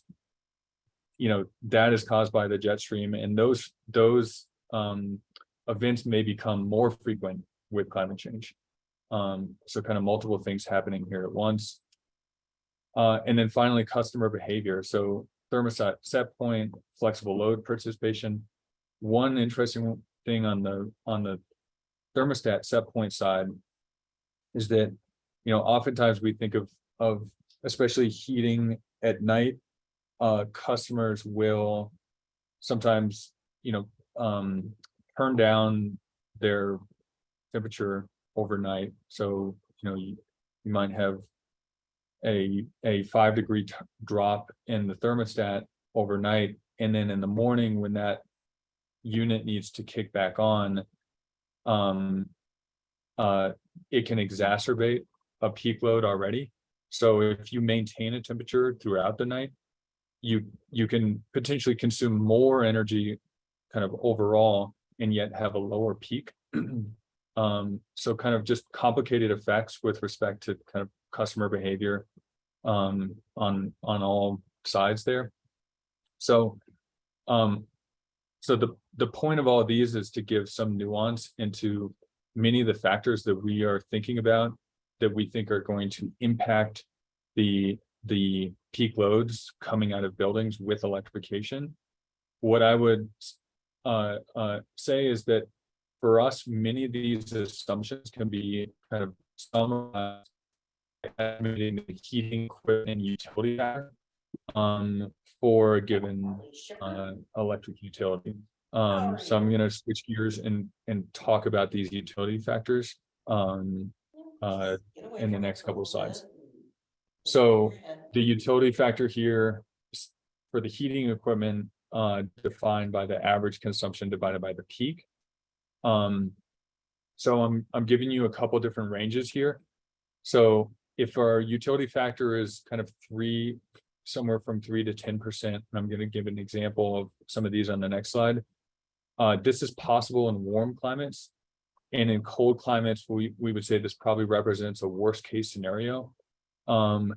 If you're in a cold climate and you are seeing heating equipment utility factors of 3%, it may mean that based on our work, that some of the underlying assumptions might need to be revisited. The difference between a 3% and a 10% load factor for heating equipment is going to be very dramatic in terms of what that overall system peak looks like, right? If we go to the next tranche here of 10 to 15%, I would call this kind of our current best guess for a population of heat pumps in a temperate climate with respect to an annual utility factor. When we look at utility factors of 16% and above, I would say this is likely too high, with a strong possibility that we are then going to underestimate peak load impacts. And so this is meant to be a guide that kind of summarizes a lot of these prior factors, but you can move any one of these underlying details and kind of swing these utility factors. And it's a way to kind of synthesize them. So to show an example here, I picked out 2 states, so New York and Florida. This is a 2050 high electrification case. The shapes themselves for the 2007 through 2013 weather years are the outputs of regressions in the Restock and Comstock models, which Andy mentioned. And then with annual energy scaled to annual demand coming out of our energy pathways model. So this is the combination of heating for both residential and commercial buildings total. So just all buildings, space heating. So for New York, we have a 14% load factor, and I've highlighted the average and the peak on the slide. And if you just look at kind of a month-hour average, the average max is about half of the annual max. So these give you some sense of the variability coming out of these profiles and the building simulations done by NREL. On the flip side, we have Florida. In Florida, we see a 3% load factor. So, again, Florida sees kind of periodic, cold snaps that can be quite cold. The average day in Florida in the winter is obviously not especially cold on the heating side. That's what's contributing to this really low load factor. Interestingly, today, Florida's peak load actually occurs in the winter because there is so much electric heating in Florida today. So on the average year, the peak load is in the summer. But if you just look at over a multiple, weather years, the peak load actually occurs in winter mornings. What's interesting is the switch to heat pumps, we actually think is going to take that peak load away from the winter and just firmly put the peak load in the summer for Florida, because the heating load actually declines after heat pump adoption. But regardless, you can see this is quite a bit more variable, and that the annual max is a quarter on the month-hour average side is a quarter of the annual max on the hourly side. So two different states with very different climatic conditions, resulting in very different load factors, and quite a number of assumptions that go into these underlying profiles, as I've indicated. So final slide here, I want to illustrate a benchmarking exercise that can be done just in a spreadsheet to help ground an estimate of future space heating peak demand. So I'll go through some of the rows here. So this is for utility where we're looking at where we have a total number of households in the utility. We also have an estimate of annual heating demand per customer in 2020, so 63 MMBTUs per customer. Multiplying those two together, we get a total heating demand in MMBTUs for all the customers. We're introducing a trend of 17% reduction in heating demand as a function of both heating degree days and some building shell improvement over time. So we think that for that same group of customers, we have maybe 100 million MMBTUs of heating demand in 2050 versus the 125 in 2020. So we have a new average heating demand per customer. Then we come down here and we have an assumption about the adoption of electric heat. So this is a very high electrification case, as you can see, where we have almost, I think 90% of customers having an electric technology. That proportion gives us the heating demand for electric customers in 2050. And then finally, we get down here where we actually focus in on the peak. So that was all building to annual energy. And then now this is a really important factor that oftentimes is a factor that gas utilities understand well, which is kind of what the coldest day allocation of total gas demand may look like. And here we're basically saying for the coldest day of the winter, that represents 0.82% of total annual heating demand. So important number there. And then on this day, we have some idea of what the temperatures may look like. We have an average coefficient of performance for that day. And then we have down here again another kind of peak to average ratio for the heating profile on that coldest day. So if we take the heating demand for electric customers on in total on that day, and then apply the kind of the necessary efficiency and peak to average conversion numbers, what we get is a space heating peak demand of just under 7,000 megawatts.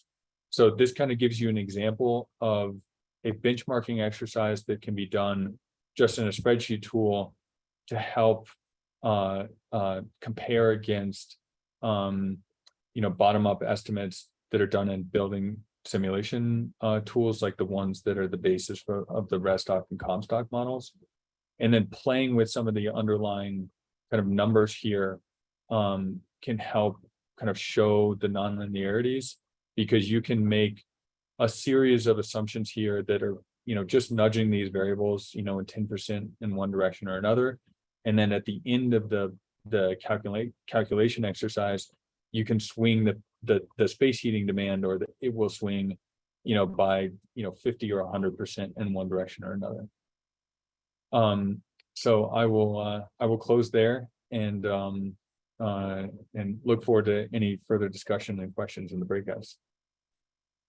Great, thank you so much, Ryan. That was a great discussion of the difference between looking at backcasting versus forecasting, and then the dive into what exactly is going into how we think about building electrification. So we're going to take a 5-minute bio break, and so it's 2:43 Eastern time. So we'll come back at 2:48 Eastern time, and we'll be back with industrial electrification and hydrogen. Thanks. And hydrogen. It's relates a lot to was covered in Andy and Ryan's presentation.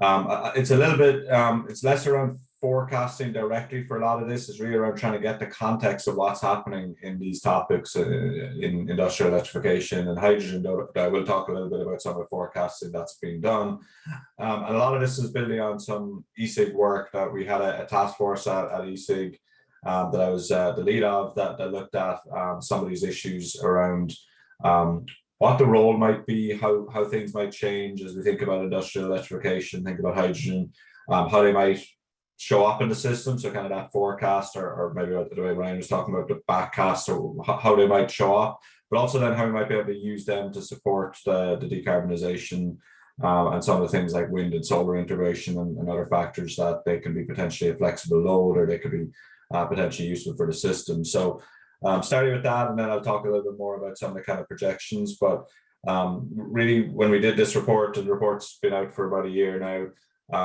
looking at increasing the power system flexibility through some of these types of resources. So really kind of looking at this hand in hand with things like increasing levels of renewables. So as we think about getting to 70 or 80 or more higher penetrations of renewable energy, clearly, as we start to think about what can provide that additional, or the final amount of flexibility that we need to do that, these types of sources potentially come up. And so we're reducing the traditional sources of flexibility. Maybe some of this increased electrification can provide some of the flexibility that will be needed. And I'll show some examples later of what we mean by that.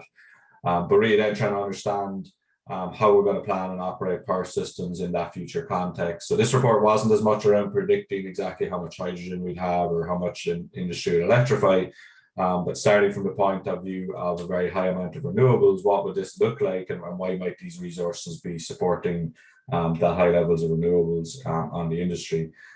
Things like long duration storage, clean firm power all kind of come up there, and how some of the things like hydrogen can support in that. So that was kind of the focus of the report. You see the link there, and suggest if it's of interest, there's a lot more detail in the report than what I'll cover today. And then I'll talk at the end about some ongoing work we have at ESIG to look at this topic in more detail and provide a bit more guidance and information to the industry on this topic. So again, this was less around what are the specific pathways. So what we were trying to understand, and this figure over on the right shows kind of the central role that a lot of these heavy industries actually do play, energy intensive industries do play in terms of the broader economy. You can see these kind of links here between things like ceramics and how they link with other pieces. So some of these heavy industries show up on both sides. The right hand side of that, the categories in red are the kind of heavy industries that we've traditionally focused on in this work. And you can see how they kind of support each other. There's a lot of interaction with various parts of the economy. So they do account for about 1/3 of all energy use across the world, are themselves kind of interlinked and then also linked with the rest of the energy or the economy and the other energy sectors, often very carbon intensive. So that's where a lot of the look at this, or why people are looking at this, is being able to kind of decarbonize these will help us decarbonize the economy. And as we're doing that, we might be able to support some of the other efforts in decarbonization as well. So we are seeing this shift in happening already, but again, to some of the points earlier on, it's really likely to happen a lot more in the coming decade or two as some of the technologies change. There's more research put in, there's more policy targets put in to shift some of these things to electrify these. So we can think about it then, just get into a bit more some of the kind of numbers around the energy intensive industries. Electricity can be a major or a small piece of the overall use here. So when we think about how they impact on the future demand, you think of something like aluminum that's about 2/3 of its energy does come from electricity. But then some of these other ones, very small amounts of electricity right now. So if we are going to start electrifying these, some are clearer paths to electrification than others, but if we are going to start electrifying these, we're going to need to start thinking about what that looks like as that grows from a relatively small portion of their overall energy use to a larger portion. Some of these things are relatively clear path. If there's a low temperature required, you can quickly transition some of these types of resources, and we see that already in some of the energy industries being quite highly electrified already. But some of them will take more effort. There's high temperature type things that are going to be excuse me, a lot harder to electrify. Some of the things like electric arc furnaces would be areas of focus where they can be electrified. And so there's kind of these more immediate low-hanging fruit, and then there's these things that will take quite a while. And I think someone mentioned already as well, this link with hydrogen, where we do see maybe hydrogen providing some of that support. And so that's really where the link between this and hydrogen come in. You could, in some of these, if they are available, so while they'll increase the demand, they may not increase the demand in a kind of a uniform way. There might be flexibility there. And so we need to understand that as well if we're going to start electrifying certain types of processes. Maybe something like smelting, for example, could have some flexibility compared to other types of processes where you're just adding demand. So when we think about load forecasting, we're going to need to account for that. Some of these may be able to support the grid and provide some grid services that I'll discuss in a while. Barriers to this, that there's some of these are things like the same equipment policy costs or policy equipment costs, other things like we think about energy efficiency. So the types of barriers we see there would also exist in electrifying some of these energy intensive industries. But there is also technology development needed in some of these areas. Most of these are competing in a global economy. So if we start making things more expensive in one area, then the production of that particular type of or that particular industry can move or can shift to places where maybe they don't have strong targets for electrification. So there's obviously caution needed there in terms of how we electrify. But the idea is the kind of cost policy and other things will really drive a lot of this in the coming years.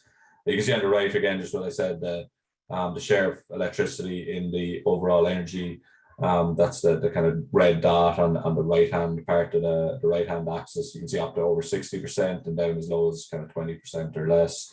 And then you can kind of see that as well, just in the actual energy used in these different types of industries through some of the survey work being done internationally recently. When we think about hydrogen in particular, and I'll get into all this in a little bit more detail in a while, but there's a few different ways we could think about hydrogen. I think the biggest piece is being able to provide some of that electrification of those end uses, so you can use hydrogen as the fuel instead of some of the other fossil fuels right now. But it can also provide some of the grid flexibility then as well. So looking at that kind of figure there on the right hand side, where you've got these different systems that are going to be interacting. You could blend it with the gas system and reduce the amount of natural gas. You could potentially use it to offset some of the kind of carbon, or you use it with carbon sequestration, sorry, to offset some of the generators on the system and do a kind of a power to gas. So I'll talk about how that's pretty inefficient and doesn't necessarily show up in most of the future pathways. But there are ways that we could do that to blend it into gas-fired power plants, or then to just use it in other hydrogen demand as well. I'll show on the next slide some of the hydrogen demand we see. So there are different roles possible for hydrogen, providing these grid services, shifting energy across days and weeks. You could do this kind of round trip, or often use it to provide, especially if you've got hydrogen storage, you can provide flexibility from use of electrolysis to provide some flexibility to the power system, while still using the stored hydrogen then to create some other type of end use product, fertilizer, other things like that that are starting to be looked at and starting to be done in many parts of the world. So limited use for that two-way, transfer the hydrogen back into electricity, but a pretty strong use case in other roles that we'll talk about later. This just gives a sense of where hydrogen has been over the past while. So it's huge growth over the past few decades. But that's also come with a significant amount of emissions. I think the numbers are somewhere around the same amount of emissions in hydrogen as somewhere like the UK and Indonesia combined, kind of type thing. So it's pretty large amounts of emissions that we'd see compared to the emissions in various parts of the world. So there's strong need, even with the existing hydrogen, to decarbonize that and be able to replace that with a cleaner source of hydrogen. But then also, as we saw earlier, you'd be using hydrogen even more to electrify other parts, or to decarbonize other parts. So it's expected that the growth, there's pretty significant growth in the amount of hydrogen in the coming years, as well as the growth we've already seen over the past few decades. Really, the first place to start with the kind of development of hydrogen will be that industrial use. As I said, it's not going to be much around the electricity, and you can kind of see here the out to 2050, the changing nature of some of these types of mixes. And this is from the IEA. There's obviously a lot of different pathways. This is a global type pathway. You can see that the reduction in fossil fuels. A lot of that's coming from electrification, but you can see there is this role now starting to come into play for hydrogen as well, imports into the system, as well as the electric. But a bigger role really is this electricity for hydrogen on the right hand side in the heavy industry. You can see that kind of comes from pretty much nothing to a very large share of the overall, or not a large share, but a substantial share of the overall energy mix. And so we see these different things happening in terms of electrification and hydrogen across total industry, but particularly you can see it in heavy industry, that the role of hydrogen is going to be pretty substantial compared to where it is today. So when we think about that and how we think about it in the power sector, this is something that some of the folks at Sandia had been talking about in the past. So carbon-free kind of manufacturing industry, really around making, moving, storing, and using, and we kind of look at that in different ways. We think electricity right now, where we're making, from say the solar wind plants, producing it there at those plants, moving it, storing it in batteries, and then using it in final electrical use. Thermal, if you're going to think about thermal energy, you could potentially store that and use that in some of those final thermal processes, and then also chemical energy as well. So all of these, you're kind of doing something similar. So one of the things we've been looking at in some of the work we're doing, and others have been looking at, is how these can kind of substitute for each other when there's opportunities. Instead of shifting it as transmission or electrons, you might shift it through hydrogen, through pipelines, or through gas pipelines. Instead of storing it as chemical energy in batteries, maybe you're storing it as hydrogen. There's obviously different efficiencies involved, different costs, different technologies involved. But in general, the kind of concepts of different ways to make, move, store, and use, because at the end of the day, the primary end use of all of this is that kind of energy side. And so it depends on what the industry is, but there may be different options to do that. And this next figure kind of from EPRI from our low carbon resource initiative shows how this kind of fits together. And you can see a lot of these pieces that are very much interlinked. I'm not going to go through obviously all the links on the screen here. You can see electricity, if you start kind of tracing out some of these arrows, is a core component to this. But there's other pieces as well in terms of refining, various ways to produce hydrogen, ammonia, different fuels that are used. So there's lots of ways we can kind of move these things around the industry, and some of the modeling we've done is try to kind of put all of this together and understand for future scenarios, given the cost trajectories, given the policy goals, what might be the ways these different pieces interact, and how can some of them maybe become more important, some become less important as the energy mix changes. So certainly electricity has that greater role, as we've talked about already today. But then you also see some of these other things around fuels kind of popping up as well. And so this does show that kind of overall link and how all of these pieces fit together.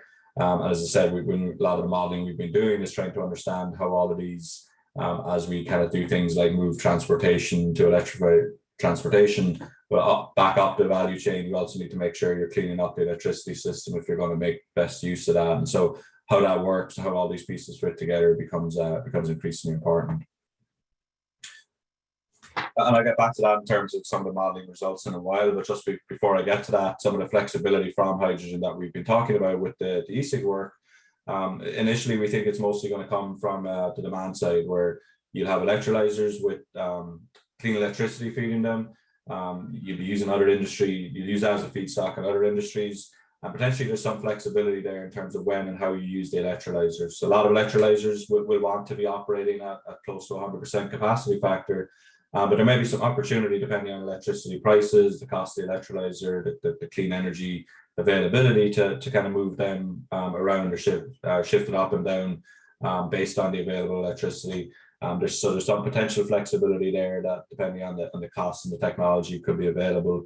One of the big advantages there is you could potentially be developing the fuel in places, thinking globally, think about Middle East and Australia. Here in the US, you might think about places with very good wind and solar resources, and then import it. That does obviously require suitable hydrogen networks. Currently, we don't really have a huge amount of hydrogen. You can see the numbers there: 1,600 miles of hydrogen compared to 320,000 miles. That was a few years ago, but still likely to be pretty close. So a lot of hydrogen pipeline would need to be developed. There's potential to leverage some of the gas transmission there to support that, but significant amount of hydrogen would need to be developed. But if that's possible, it might replace the need for some of the kind of transmission that we've been talking about as well. So there's these kind of impact of, do you move it as electrons, or do you move it as molecules? That's coming in there as well. See that a lot in Europe. There's a lot of talk about kind of hydrogen networks, and the electricity system operator group there has been talking about that and planning for kind of these hydrogen pipelines and hydrogen network, potentially getting links into the Middle East as well to bring that into it. So yeah, you have some potential there then, once you have that network in place, to have that flexibility where you can be producing wind and solar in one area, but then shipping the hydrogen to other areas. And you can then use it also as kind of demand response, and this is true for hydrogen and maybe other types of industrial electrification as well, where you can kind of see these stop-start type behavior that you could get. You could have some potential dispatchability there, could provide some of the grid services that are needed. Certainly things like arc furnaces and pulp production, other things could potentially respond if the price is high enough and if they're compensated well enough to do so. So there's a lot of potential value there in some of these resources to support the kind of flexibility needs on that future system. It is going to be different in terms of the technology. So in terms of electrolyzers, you'll see different behaviors depending on the type of electrolyzer. I'll briefly mention that in a few slides. And depending on what storage is available from both the electricity side and the hydrogen side, whether these are actually being blended into power plants, other things, does matter in terms of how much flexibility you can get from these types of resources. But all of that, when we think about it from the context of load forecasting, will become important, because you have to think about how these resources will be used when you're trying to forecast, how much additional peak demand needs to be served based on some hydrogen coming into the system. Well, if it's somewhat price responsive, then maybe less than if there's no price responsiveness in it. So understanding that becomes quite important for some of the load forecasting, the broader load forecasting that Andy and Ryan talked about earlier. Just to give that sense of the cost aspect I was mentioning, one of the things we really want to kind of point out is you do need these full load hours. A lot of the time we're trying to use these as sure, but in a lot of time we do actually try and use these as much as possible. It does depend on the price of electricity though. As electricity price drops, then the amount of kind of full load hours you need to have to justify having an electrolyzer drops as the capacity the capex of the electrolyzers drops. There's also some reduction in the amount of hours needed, but you're needing these resources to be online kind of most of the time to really justify having them provide that kind of green electricity or green hydrogen or other types of hydrogen based on providing that flexibility to the system. And I mentioned some of the different types of electrolyzers. You can kind of see there's different types. Not going to get into the chemistry or anything today, but a range of different technologies that are under deployment and under development. Some of them have maybe more of a development cycle left to go, but that also means they might be more flexible, maybe more available to support some of the power system needs. Obviously, again, for all of this, you need some kind of storage and maybe potentially using gas turbines in the end as well. So there are these different types of electrolyzers. Didn't want to get into that in a whole lot of detail, but just to show that that the actual performance may vary depending on the types of electrolyzers. The cost will vary depending on the types as well. We can see there kind of some of the ones that are out there right now, the kind of alkaline. We're starting to see these PEM electrolyzers getting deployed as well. Some of them have a little bit more flexibility, better efficiency, and then we're seeing some of these other ones coming up the pipeline over the next decade or so. One of the things that comes up a lot when we think about hydrogen is this concept of a power to gas system. I think I'll show a little bit the kind of likelihood of that of being a large portion of the overall energy mix is relatively low, but it could be still important from a perspective of providing reliability. That last 5%, if we're really going to go to full zero carbon or net zero carbon, having something like hydrogen provide that last amount of power can be an option depending on what your other options are. But these are the kind of main elements you'd see. You have that electrolyzer, power to gas kind of type thing that might go into a natural gas system and then be using the gas turbine. You could go directly to hydrogen, go use it that way. There's different ways to think about this. The cost could be very challenging because the round trip efficiency of this is very low. So you really would only want to use this to do, again, those last few hours of decarbonization, something that's not used on a frequent basis. So you're not worried about operating costs. Really just having it there for reliability when it is, those periods when the wind isn't blowing or those periods when you've got very high demand on the system. So that's kind of the focus of that. We didn't see any of these studies that really show that a large role for hydrogen other than that kind of last 3% when it comes to producing power on the electric system. Most of the hydrogen is coming from in terms of the overall demand to decarbonize other industries. This kind of gives an example of what that might look like. One of our colleagues on the ESIG task force kind of put this together around what it might look like in 2050 for Germany, but you can see some similar things in other regions. You need these kind of large, this is the residual demand on the system when you've got 80% renewables across your energy share. You need these kind of 2-week periods where you need to have stored up the energy, the surplus from earlier in the year, and then be able to use it then. So that's where something like hydrogen may end up playing a role. But there's other obviously ways to do that as well around thermal energy storage, other ways to think about that too. We've been doing some analysis at EPRI on some of these things as part of our low carbon resource initiative and some of our analysis around how we might actually get to future decarbonized policies, whether it's kind of 50% by 2030 or net zero by 2050 and various stages in between.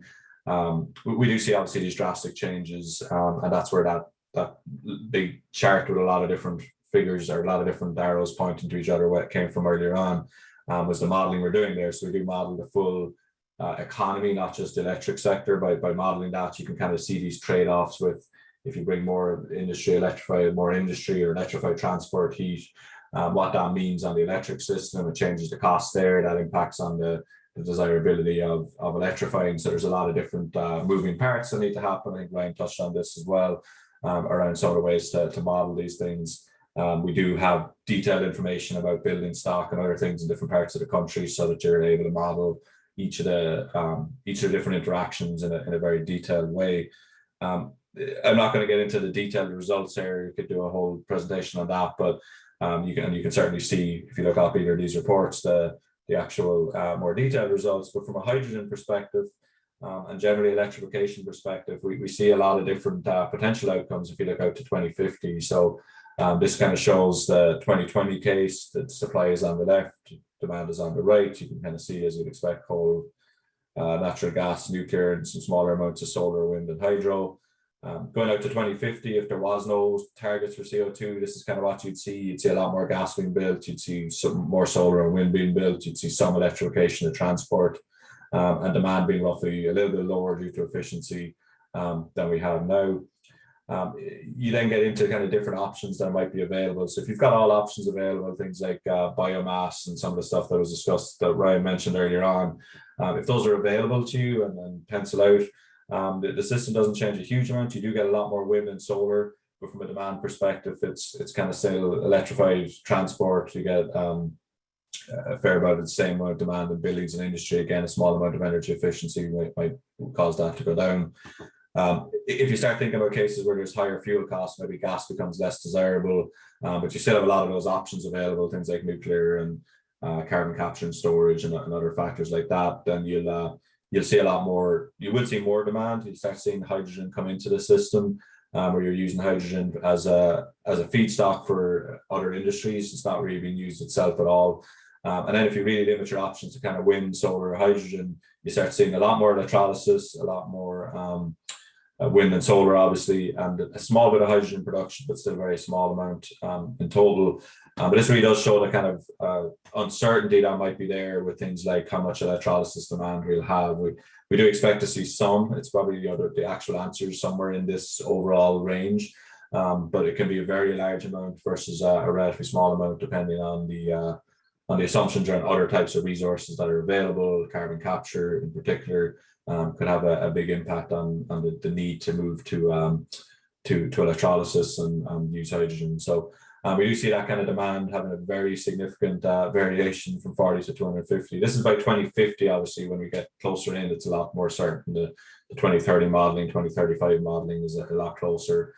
EV demand can be a huge amount if we do limit the other. If we have a lot of other options, EV ends up being a fairly big share. If we also bring in hydrogen, then the overall mix of electric vehicles is relatively small.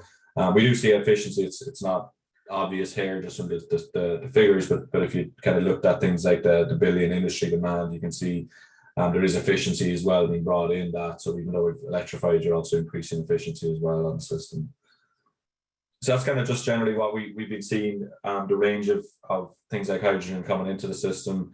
Our regen, the tool that we use there, we did see that if you do limit the amount of fossil generation and really look at cases where hydrogen generation is used, you could have a lot more of the total supply coming from hydrogen and energy storage.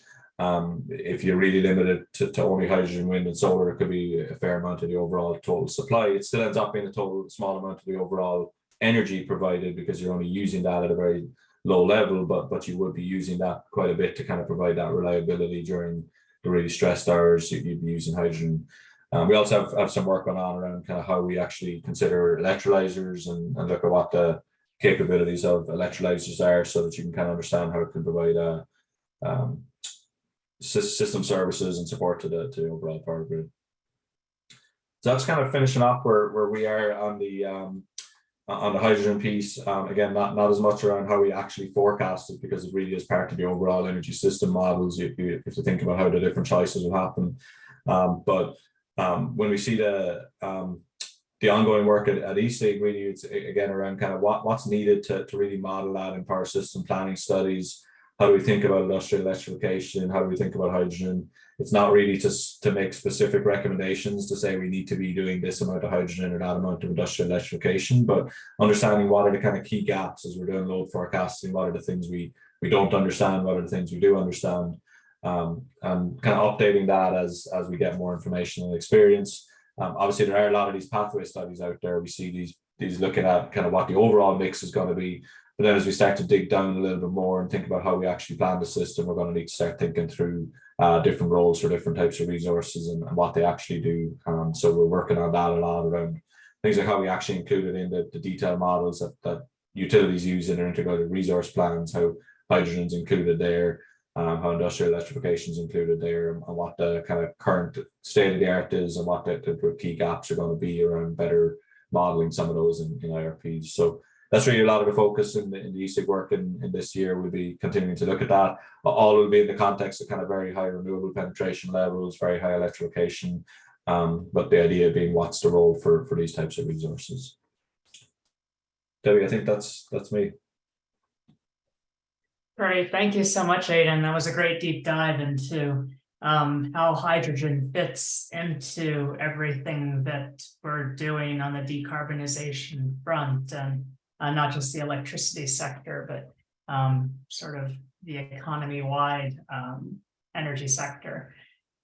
So we now have some time for cross-cutting questions for the group of speakers, and we don't have the Q&A feature. If anyone has a question, I encourage you to raise your hand or just type it into the chat box. And maybe while we're waiting for folks on the question front, I'll just start. And we heard a really good range of different aspects of what's going to change load in the future. Everything from, Josh talking about climate change impacts on weather, to Aidan's, hydrogen and industrial electrification, and Brian talking about buildings, and Andy talking about electric vehicles.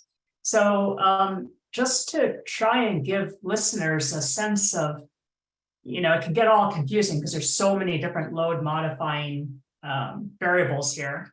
What do you see as some of the biggest pieces of this that we really need to focus on right now?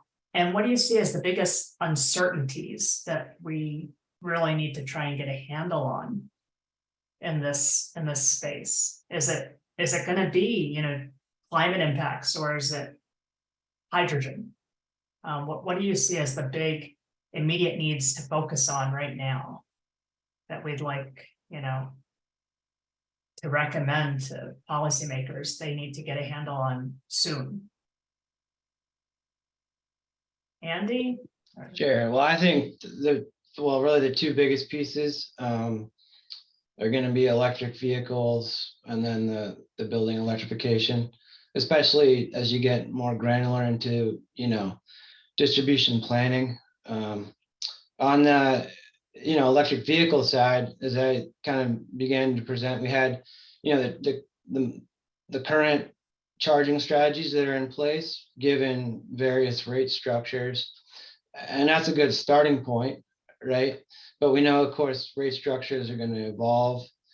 We also acknowledge that managed charging is going to play a big role, and I think the challenge is going to be, how do you market the appropriate charging strategies such that you reduce that peak demand, and you can support a more resilient grid going forward. That's obviously a big challenge, as Ryan touched on. What is the optimal way to do that, given the constraints in terms of rate making takes time, of course, and then you have the interaction of the other factors in terms of, I thought Ryan did a really nice job looking at the winter peaks. So transitioning into building electrification, as Ryan mentioned, all those different types of heat pumps are going to be a bit unique in terms of how they respond to temperature. When do they cap out? At what point does that kind of the left-hand side of the weather response flatten, given different mixes of equipment? And then how does that play out both at the bulk, power system level, and also more granularly as you get down to the transformers, especially in areas that are really electric heating heavy? That's really what's going to drive, is kind of the confluence of the heating, the building electrification, and then the EVs. And then how do you structure winter rates to accommodate that? It really becomes a complex kind of DER optimization challenge. Sure, thanks. And I think Josh, you had something.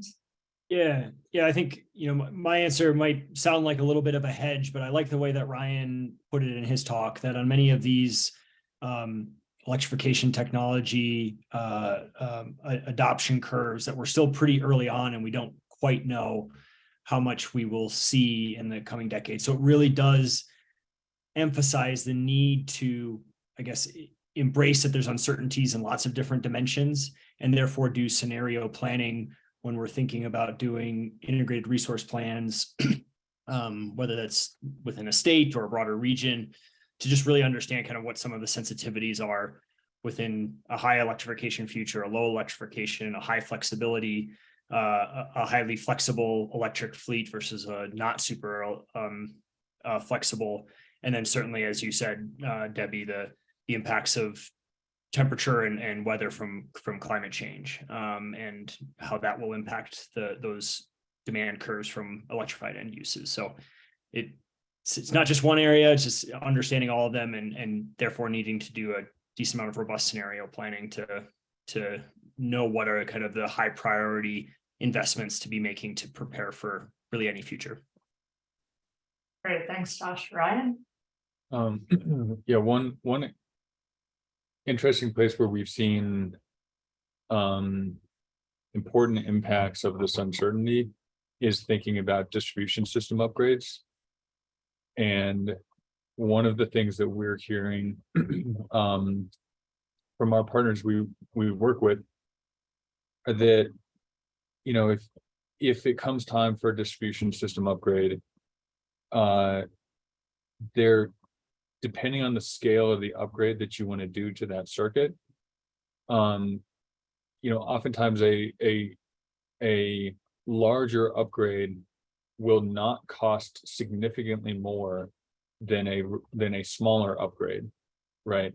Like to come in and, the cost is in interrupting, services and coming in and sending crews out there, digging up the street.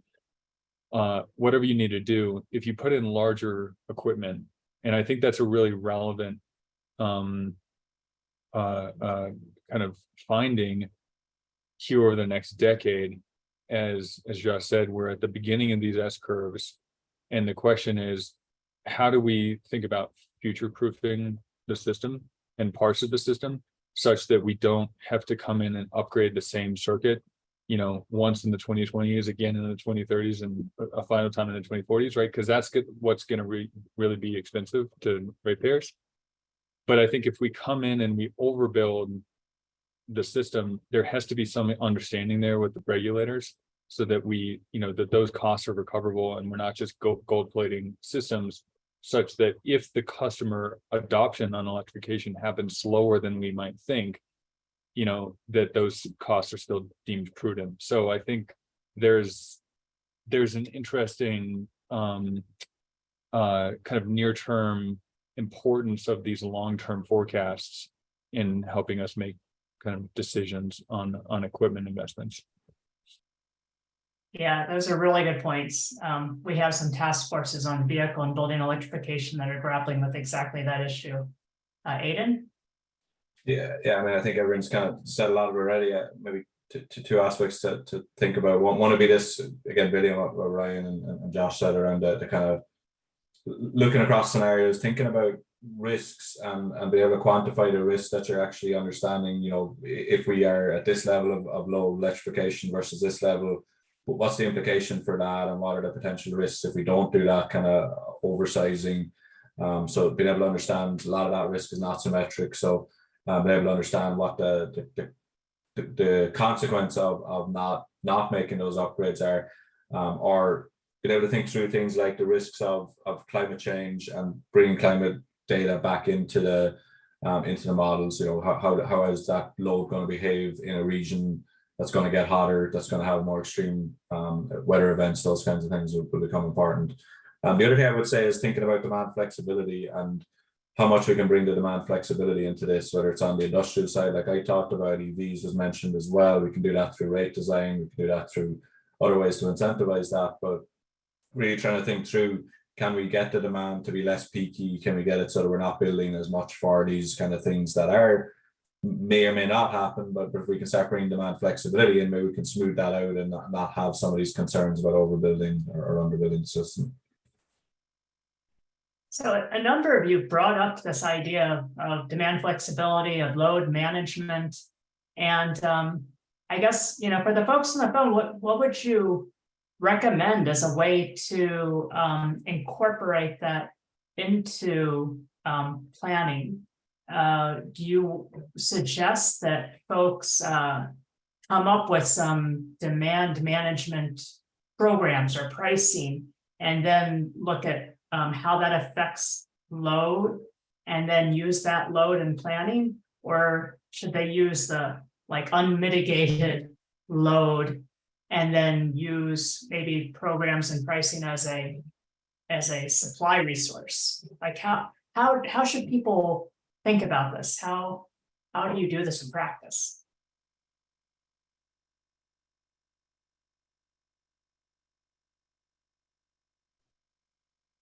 I can start if you want. I think it makes sense to look at it both ways. Traditionally, of course, we've been developing forecasts, based on a set of assumptions.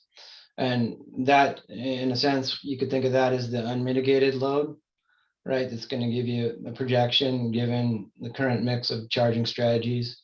And that's kind of the starting point, right? And then you start to think about how you might optimize some of those inputs, some of the more flexible inputs, as we mentioned, managed charging, also battery storage is a big piece.